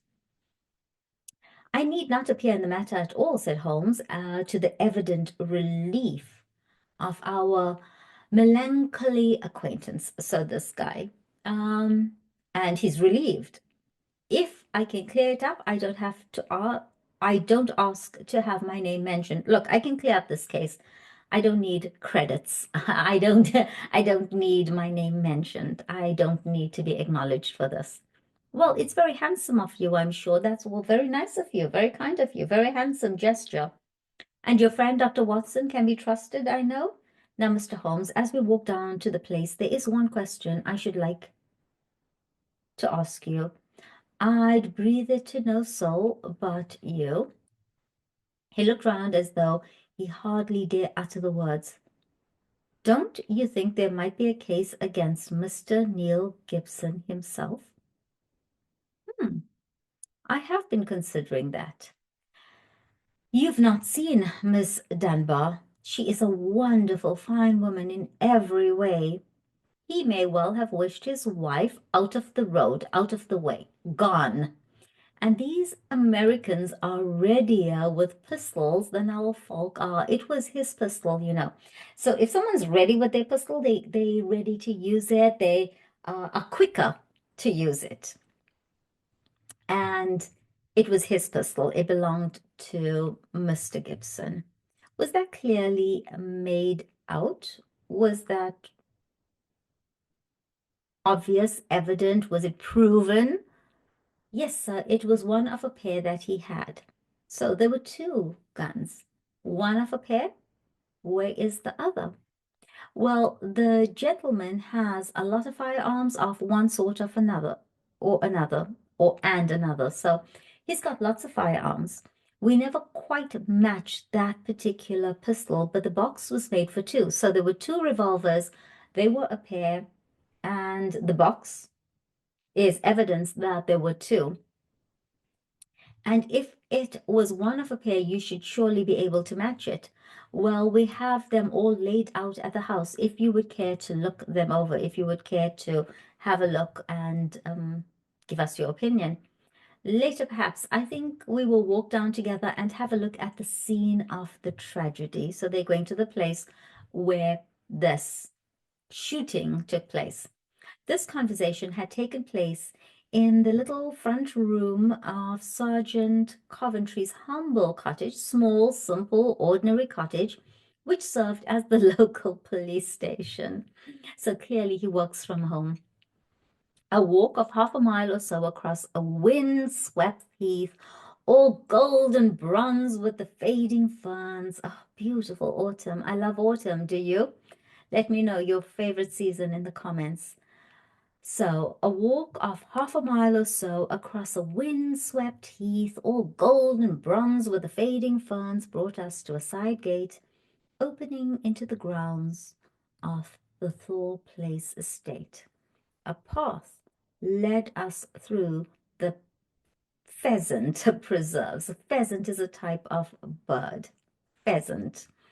And then from a clearing, we saw the widespread, half-timbered house, half Tudor and half Georgian, upon the crest of a hill. So at the top of the hill, beside us, there was a long, reedy pool, constricted in the center where the main carriage drive passed over a stone bridge, but swelling into smaller lakes on either side. So there was this bridge that kind of separated this pool that was filled with reeds, and then you found two lakes, smaller lakes on either side.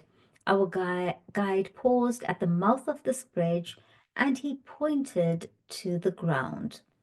So, that was where Mrs. Gibson's body lay. I marked it by that stone, so I pinned the location with a stone.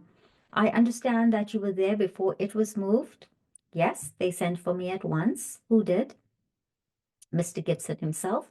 The moment the alarm was given and he had rushed down with others from the house, he insisted that nothing should be moved until the police should arrive. That was sensible. I gathered from the newspaper report that the shot was fired from close quarters. You've probably heard this before. If it was from close quarters, it was from nearby. Okay, so the shot was fired not from a great distance away. It was The people were very, very close together when it happened. Yes, sir, very close. Near the right temple, just behind it, sir. So the right temple, just behind the right temple. And how did the body lie? So what was the position of the body? On the back, sir. No trace of a struggle, no marks, no weapons. The short note from Miss Dunbar was clutched in her left hand. Clutched, you say? Yes, sir, we could hardly open the fingers. So she was clutching this note when she died. That is of great importance. It excludes the idea that anyone could have placed the note there after death in order to furnish a false clue. Dear me, the note, as I remember, was quite short. I will be at Thor Bridge at 9 o'clock, G. Dunbar. Was that not so? Yes, sir. So this is really important because it excludes the idea that the note was placed after her death in order to provide us with a false clue, in order to derail this investigation, in order to put us on the wrong track, so to speak, right? Um, Getting interesting. Did Miss Dunbar admit writing it? Yes, sir. What was her explanation? Her defense was reserved for the Assises. She would say nothing. So she's not explaining why she sent the note. The problem is certainly a very interesting one. The point of the letter is very obscure, is it not? So she's not willing to say why she sent the note. She's going to save it for her trial. But this is very concerning because the letter is very obscure. It doesn't give any details. It's not very clear. If it's obscure, it's not clear. Well, sir, said the guide, it seemed, if I may be so bold as to say, the only really clear point in the whole case. Holmes shook his head. Granting that the letter is genuine and was already written, it was certainly received some time before, say 1 hour or two. Okay, makes sense. Why then was this lady still clasping it in her left hand? Why would she carry it so carefully? Also, why would she bring it to the meeting, right? She did not need to refer to it in the meeting, in the interview. Does it not seem remarkable? I mean, doesn't it seem strange? Well, sir, as you put it, perhaps it does. I think I should like to sit quietly for a few minutes and think about it. So he seated himself upon the stone ledge of the bridge, and I could see his quick gray eyes darting their questioning glances in every direction. His mind is working. It's, this train of thought. Suddenly, he sprang up again and ran across the opposite parapet, whipped his lens from his pocket, and began to examine the stonework. Okay, this is curious, said he. Yes, sir. We saw the chip on the ledge. I expect it's been done by some passerby.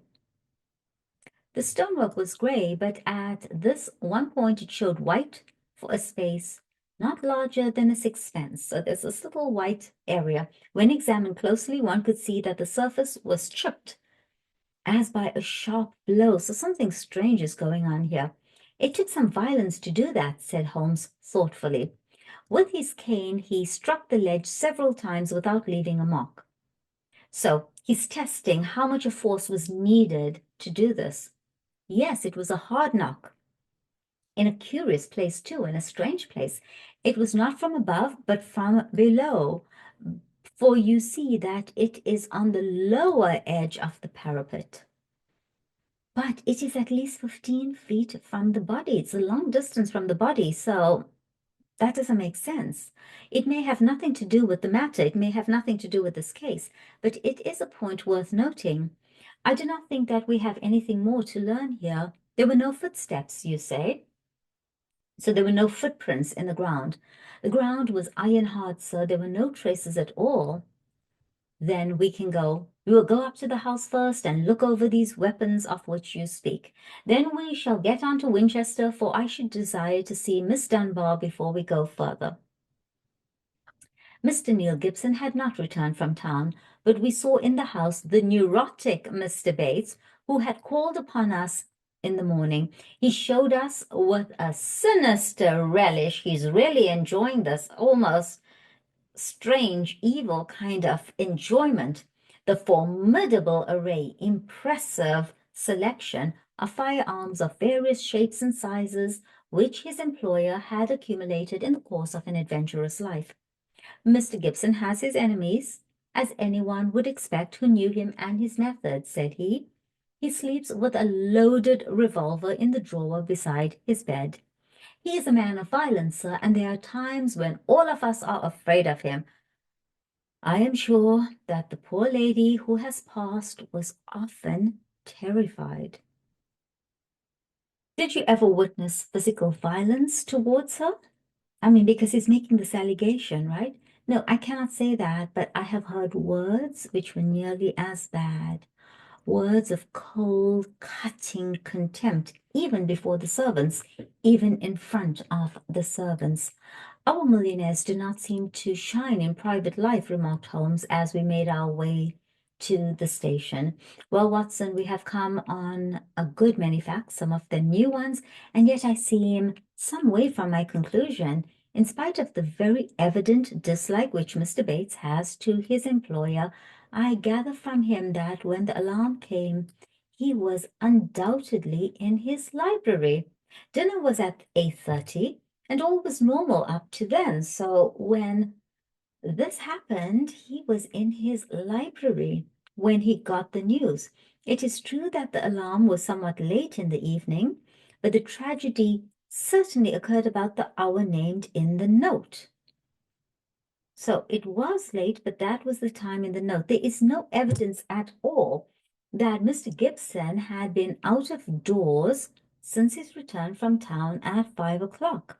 On the other hand, Miss Dunbar, as I understand it, admits that she had made an appointment to meet Mrs. Gibson at the bridge. So she's confessed to this. Beyond this, she would say nothing, as her lawyer had advised her to reserve her defense. So her lawyer told her not to say anything. We have several very vital questions to ask that young lady, and my mind will not be easy until we have seen her. I must confess that the case would seem to me to be very black against her if it were not for one thing. So, this is interesting. Sherlock Holmes thinks that the case would have been very, very bad against her, but there's one thing that might save her. I wonder what it is.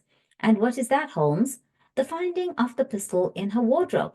Dear me, Holmes, I cried. That seemed to me to be the most damning incident or evidence of all. Not so, Watson.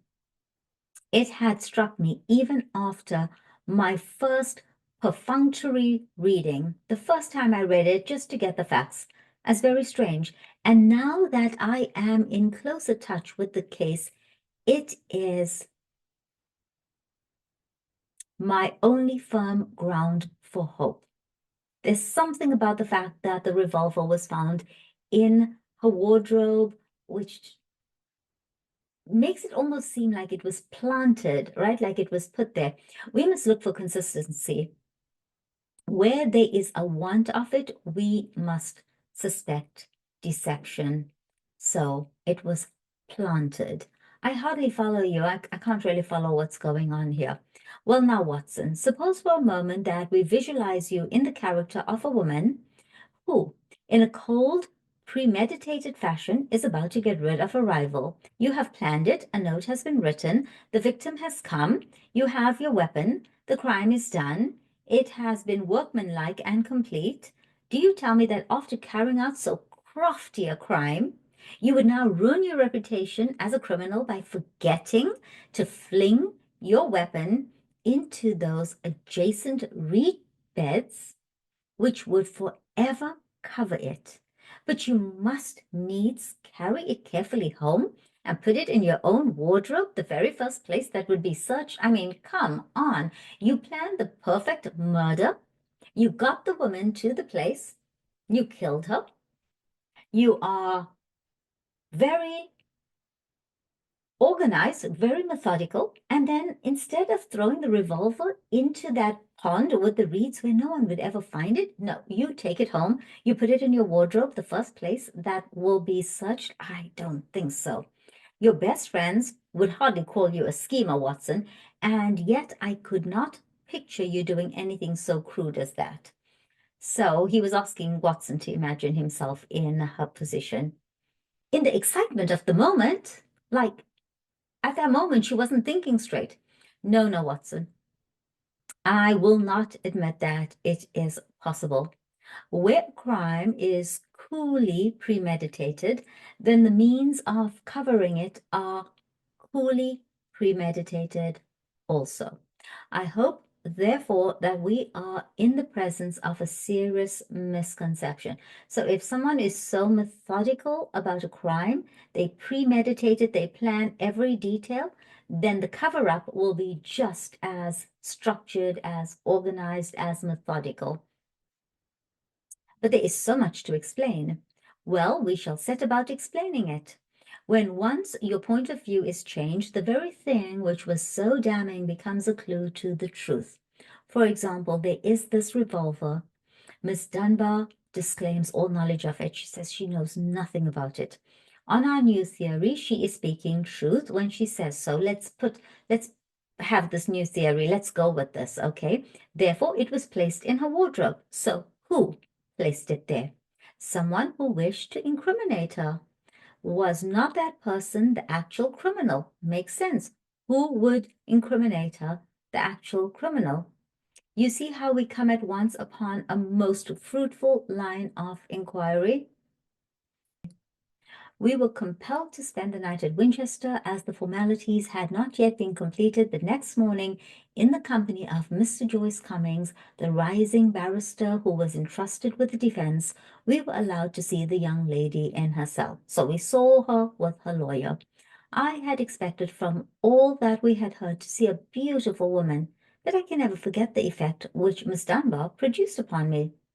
It was no wonder that even the masterful millionaire had found in her something more powerful than himself, something which could control and guide him. One felt, too, as one looked at the strong, clear-cut, and yet sensitive face, that even should she be capable of some impetuous deed, crazy, reactive, um, unplanned, impetuous. People who are impetuous don't think things through. Nonetheless, there was an innate nobility of character which would make her influence always for the good. There was just something about her that was good. She was a brunette, tall, with a noble figure and commanding presence, but her dark eyes had in them the appealing, helpless expression of the hunted creature who feels the nets around it, but can see no way out from the toils.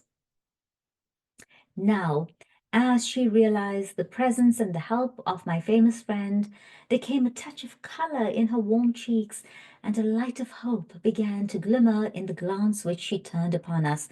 So she has hope. Perhaps Mr. Neil Gibson has told you something of what occurred between us, she asked in a low, agitated voice. She's not calm. Obviously, she's not. She's on trial for murder. Yes, Holmes answered. You need not pain yourself by entering into that part of the story.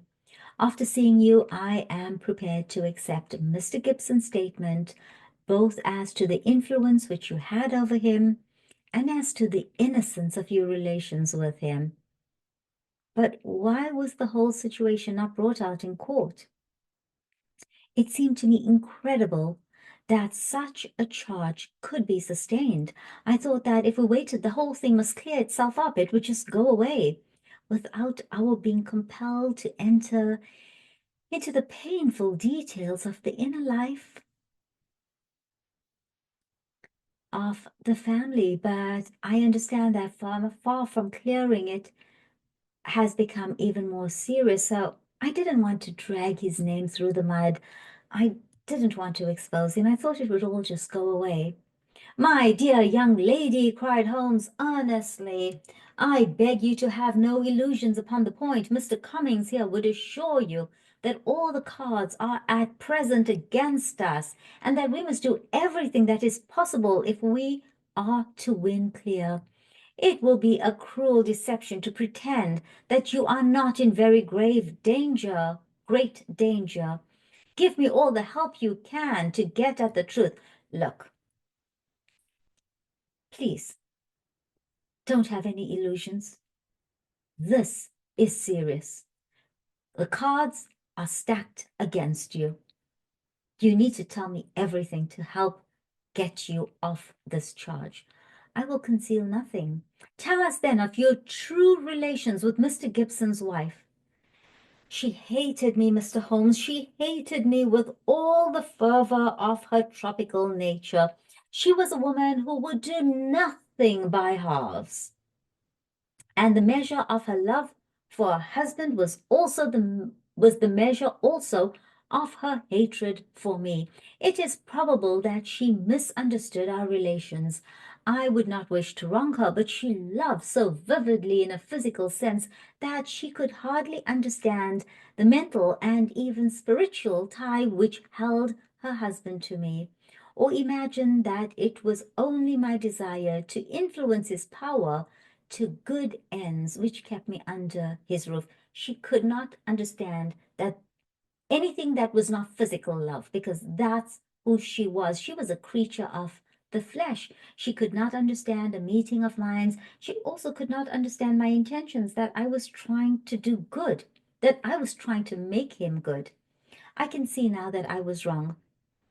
Nothing could justify me in remaining where I was, a cause of unhappiness, and yet it is certain that the unhappiness would have remained even if I had left the house. So I should have left, but you know what? Even if I had left, the unhappiness was there. Now, Miss Dunbar, said Holmes, I beg you to tell us exactly what occurred that evening.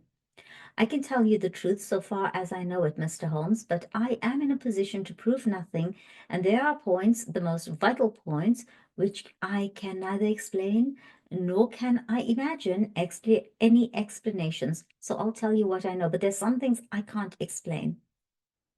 If you will find the facts, perhaps others may find the explanation.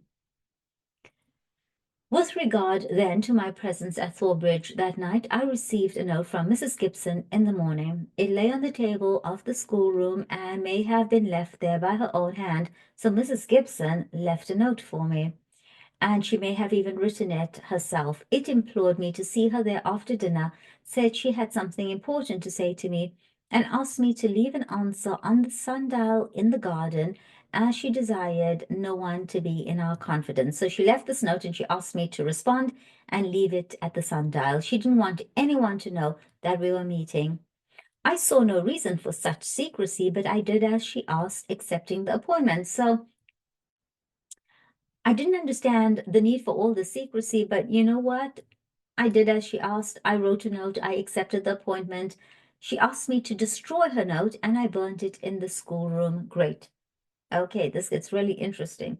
She was very much afraid of her husband, who treated her with a harshness for which I frequently reproached him. I told him it was wrong, and I could only imagine that she acted in this way because she did not wish him to know of our interview. So she asked me to burn the note, and I agreed because I thought she was afraid of her husband. Yes, yet she kept your reply very carefully. So she asked you to burn her note, but she kept your reply. Interesting. Yes, I was surprised to hear that she had it in her hand when she died. Well, what happened then?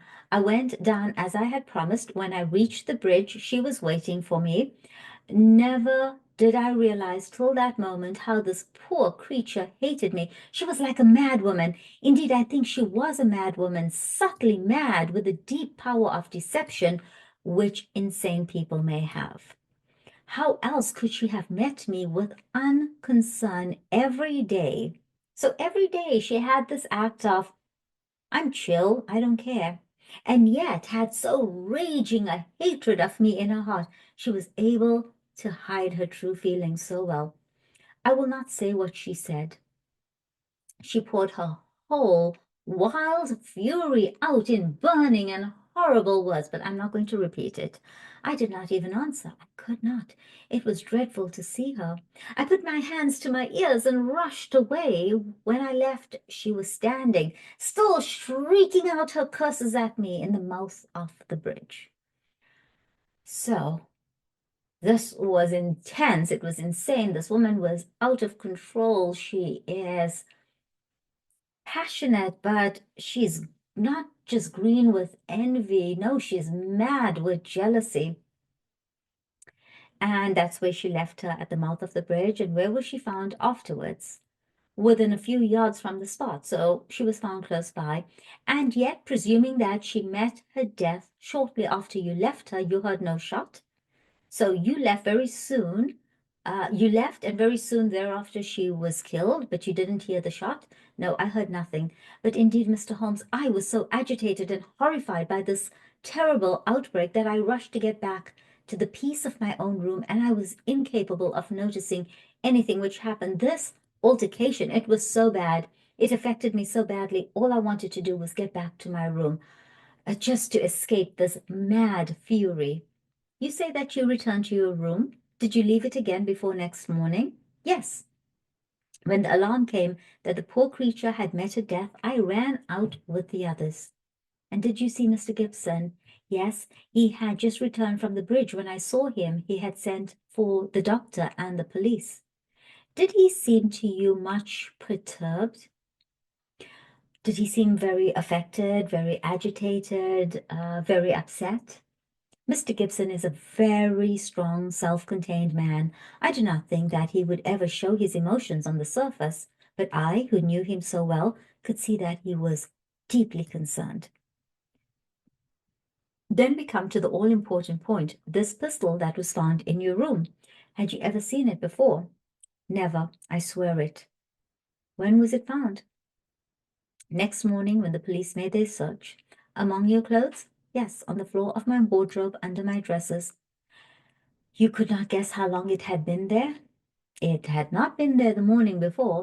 How do you know? Because I tied it out the wardrobe. That is final. Then someone came into your room and placed the pistol there in order to inculpate you. Okay, so they set you up. It must have been so. And when? It could only have been at mealtime, or else at the hours when I would be in the schoolroom with the children. Okay, so someone came into her room when she was either having her meal or when she was with the children. As you were when you got the note. Yes, from that time onward for the whole morning. So from the time I got the note, I was with the children. Thank you, Miss Dunbar. Is there any other point which could help me in the investigation? I can think of none. There was some sign of violence on the stonework of the bridge, a perfectly fresh chip just opposite the body. Could you suggest any possible explanation of that? And she says, surely it must be a mere coincidence. I mean, curious, Miss Dunbar, very curious. Why should it appear at the very time of the tragedy, and why at that very place? Really? Coincidence? Just at the time of the tragedy, at that place? But what could have caused it? Only great violence could have such an effect. Holmes did not answer. His pale, eager face had suddenly assumed that tense, faraway expression which I had learned to associate with the supreme manifestations of his genius.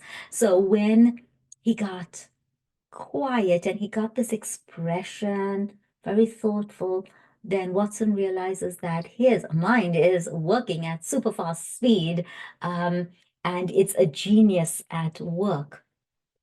So evident was the crisis in his mind that none of us dared to speak, and we sat, barrister, prisoner, and myself, watching him in a concentrated and absorbed silence. Suddenly, he sprang from his chair, vibrating with nervous energy and the pressing need for action. "Come, Watson, come," he cried. "What is it, Mr. Holmes?" "Never mind, my dear lady. You will hear from me, Mr. Cummings. With the help of the God of Justice, I will give you a case which will make England ring. Everyone will take notice. You will get news by tomorrow, Miss Dunbar, and meanwhile, take my assurance that the clouds are lifting, the darkness is lifting, and that I have every hope that the light of truth is breaking through." Beautiful imagery, beautiful imagery. So the clouds are lifting. You can see the light. There's light at the end of the tunnel, well, above the clouds, and that the light of truth is breaking through. It was not a long journey from Winchester to Thor Place, but it was long to me in my impatience, while for Holmes, it was evident that it seemed endless. For in his nervous restlessness he could not sit still, but paced the carriage, or drummed with his long sensitive fingers upon the cushions beside him. This nervous energy. Suddenly, however, as we neared our destination, he seated himself opposite to me. We had a first-class carriage to ourselves, and laying a hand upon each of my knees, he looked into my eyes with a peculiarly mischievous gaze which was characteristic of his more imp-like moods. So he goes from being all over the place, nervous energy, can't sit still, pacing the carriage, this first-class carriage that the two of them are in. And then suddenly there's the stillness, and he sits down and he puts his hands on Watson's knees, and he smiles this naughty, mischievous smile and this gaze that says, "Watson, I have some recollection that you go armed upon these excursions of ours. Hey, Watson, I know that you sometimes carry a gun. I remember that you carry a gun when we go on our investigations." It was as well for him that I did so, for he took little care for his own safety when his mind was once absorbed by a problem, so that more than once my revolver had been a good friend in need. I reminded him of that fact. So yeah, I carried a revolver. I needed to, because when he was so busy trying to solve a crime, he didn't think about personal safety. And you know what? The fact that I carried a gun saved us on numerous occasions, and I reminded him of that. "Yes, yes, I am a little absent-minded in such matters, but have you your revolver on you?" "Yeah, yeah, yeah, I know, I know. I don't take it seriously, but right now, do you have your revolver on you?" I produced it from my hip pocket, a short, handy, but very serviceable little weapon. He undid the catch, shook out the cartridges, and examined it with care. "It's heavy, remarkably heavy," said he. "Yes, it is a solid bit of work. Yes, it's heavy, it's solid, it's strong, it's well made." He mused over it for a minute. He mused, he thought about it for a minute. "Do you know, Watson," said he, "I believe your revolver is going to have a very intimate connection with the mystery which we are investigating. Your revolver is very important to this investigation.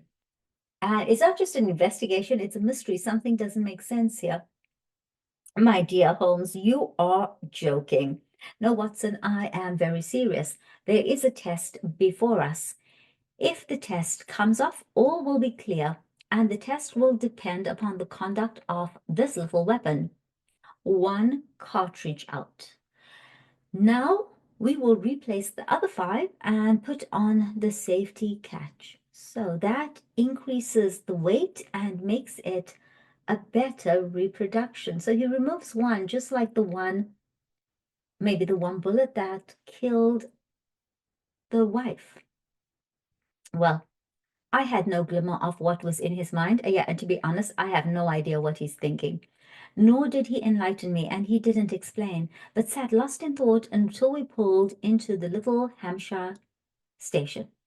We secured a ramshackle trap, a ramshackle. So it's not a beautiful carriage, it's a ramshackle, kind of wonky, not glam, all right, just ramshackle trap coach. And in a quarter of an hour, we were at the house of our confidential friend, the sergeant. Oh, so they go straight to the police headquarters, which is the cottage of the sergeant. A clue, Mr. Holmes, what is it? It all depends upon the behavior of Dr. Watson's revolver, said my friend. Here it is. Now, officer, can you give me 10 yards of string? The village shop provided a ball of stout twine. I think that this is all we will need, said Holmes. Now, if you please, we will get off on what I hope is the last stage of our journey. So we're about to wrap things up.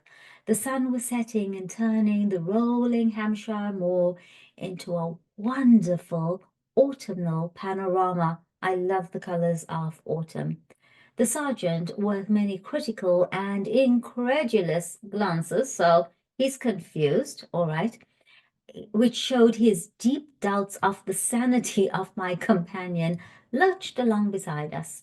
As we approached the scene of the crime, I could see that my friend, under all his habitual coolness, was in truth deeply agitated. Yes, he said in answer to my remark, you have seen me miss my mark before, Watson. I have an instinct for such things, and yet it has sometimes played me false. It seemed a certainty when first it flashed across my mind in the cell at Winchester, but one drawback of an active mind is that one can always conceive alternative explanations which would make our scent a false one. And yet, well, Watson, we can but try. As he walked, he had firmly tied one end of the string to the handle of the revolver. We had now reached the scene of the tragedy. With great care, he marked out, under the guidance of the policeman, the exact spot where the body had been stretched. He then hunted among the heather and the ferns until he found a considerable stone. This he secured to the other end of his line of string, and he hung it over the parapet of the bridge so that it swung clear above the water. He then stood on the fatal spot, some distance from the edge of the bridge, with my revolver in his hand, the string being taut between the weapon and the heavy stone on the further side. So he's trying to recreate this shooting. Now for it, he cried. At the words, he raised the pistol to his head and then let go of his grip. In an instant, it had been whisked away by the weight of the stone, had struck with a sharp crack against the parapet, and had vanished over the side into the water. It had hardly gone before Holmes was kneeling beside the stonework, and a joyous cry showed that he had found what he expected. Was there ever a more exact demonstration? He cried. See, Watson, your revolver has solved the problem. As he spoke, he pointed to a second chip of the exact size and shape of the first, which had appeared on the under edge of the stone balustrade. We'll stay at the inn tonight, he continued as he rose and faced the astonished sergeant. You will, of course, get a grappling hook, and you will easily restore my friend's revolver. You will also find beside it the revolver, string, and weight with which this vindictive woman attempted to disguise her own crime and to fasten a charge of murder upon an innocent victim. So just let's look at this. Fasten a charge of murder, implicate someone in a murder, and to disguise your own crime to cover up your own crime, right? You can let Mr. Gibson know that I will see him in the morning when steps can be taken for Miss Dunbar's vindication. So if she's vindicated, it means that she's innocent, she's not guilty of this crime. Late that evening, as we sat together smoking our pipes in the village inn, Holmes gave me a brief review of what had passed. So it's explanation time. I fear, Watson, he said, that you will not improve any reputation which I may have acquired by adding the case of the Thor Bridge mystery to your annals. I have been sluggish in mind and wanting in that mixture of imagination and reality which is the basis of my art. I haven't been sharp and quick. I confess that the chip in the stonework was a sufficient clue to suggest the true solution, and that I blame myself for not having attained it sooner. So I have been, um, I failed in some way. If you're wanting in some aspect, then you haven't performed at your peak. Okay. It hasn't been satisfactory. That's the word I want to use. If it's wanting, it's not good enough, it's not satisfactory. And I should have gotten to this sooner. I should have known this sooner. It must be admitted that the workings of this unhappy woman's mind were deep and subtle, so that it was no very simple matter to unravel her plot. I do not think in our adventures we have ever come across a stranger of example of what perverted love can bring about. Whether Miss Dunbar was her rival in a physical or in a merely mental sense seems to have been equally unforgivable in her eyes. And of course, they're talking about the wife here.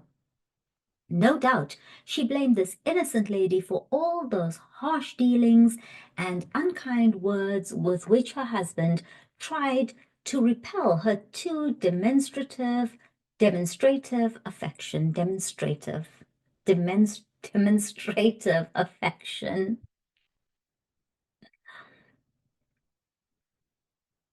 Her first resolution was to end her own life. Her second was to do it in such a way as to involve her victim in a fate which was worse, far worse than any sudden death could be. So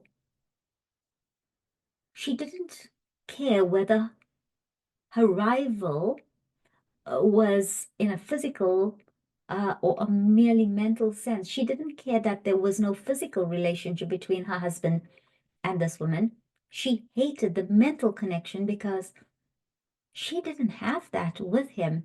And then she also assumed that the way her husband treated her, because he just was not interested in her, he was no longer in lust with her. And so he tried to push her away.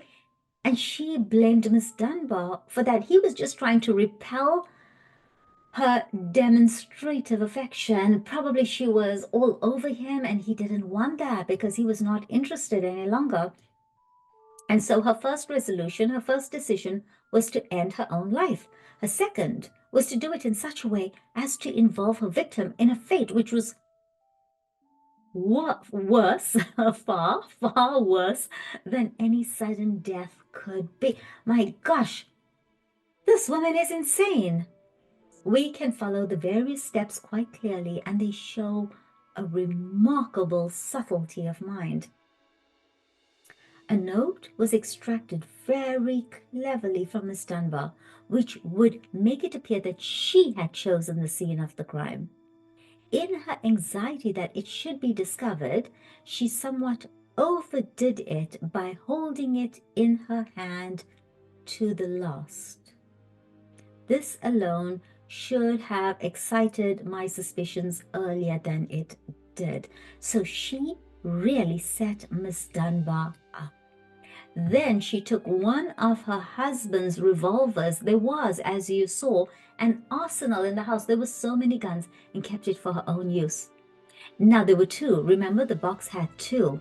It was a box for two. A similar one she concealed that morning in Miss Dunbar's wardrobe after discharging one barrel, which she could do easily in the woods without attracting attention. Remember, Miss Dunbar was with the children. She was tutoring them. So she went to the woods, she shot the revolver, she discharged it, just one, And obviously, if she did it in the woods, no one would have heard. It wouldn't have attracted attention. She then went down to the bridge where she had contrived this exceedingly ingenious method for getting rid of her weapon. So then she went down to the bridge and she set up this whole thing with the rock. And when Miss Dunbar appeared, she used her last breath. The last thing that she did was to pour out her hatred. And then when Miss Dunbar was out of hearing, when she was gone, when she could no longer hear, she carried out her terrible purpose. She did the deed. Every link is now in its place and the chain is complete. Beautiful metaphor.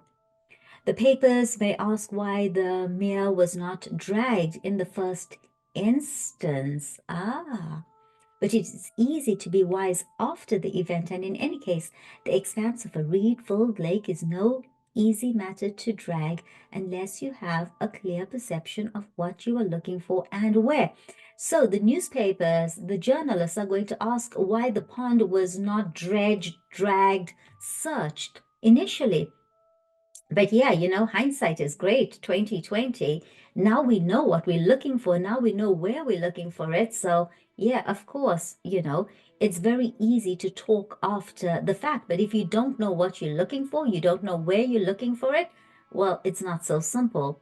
Well, Watson, we have helped a remarkable woman and also a formidable man.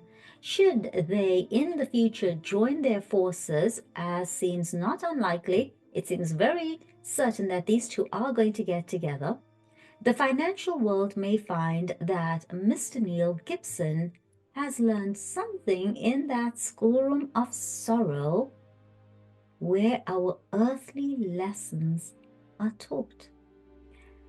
So, what a beautiful analogy here. Think about this. We're talking about the school teacher who teaches the children, of course, but who teaches this magnate, this man who said that he breaks people. She taught him how to be human, how to be kind.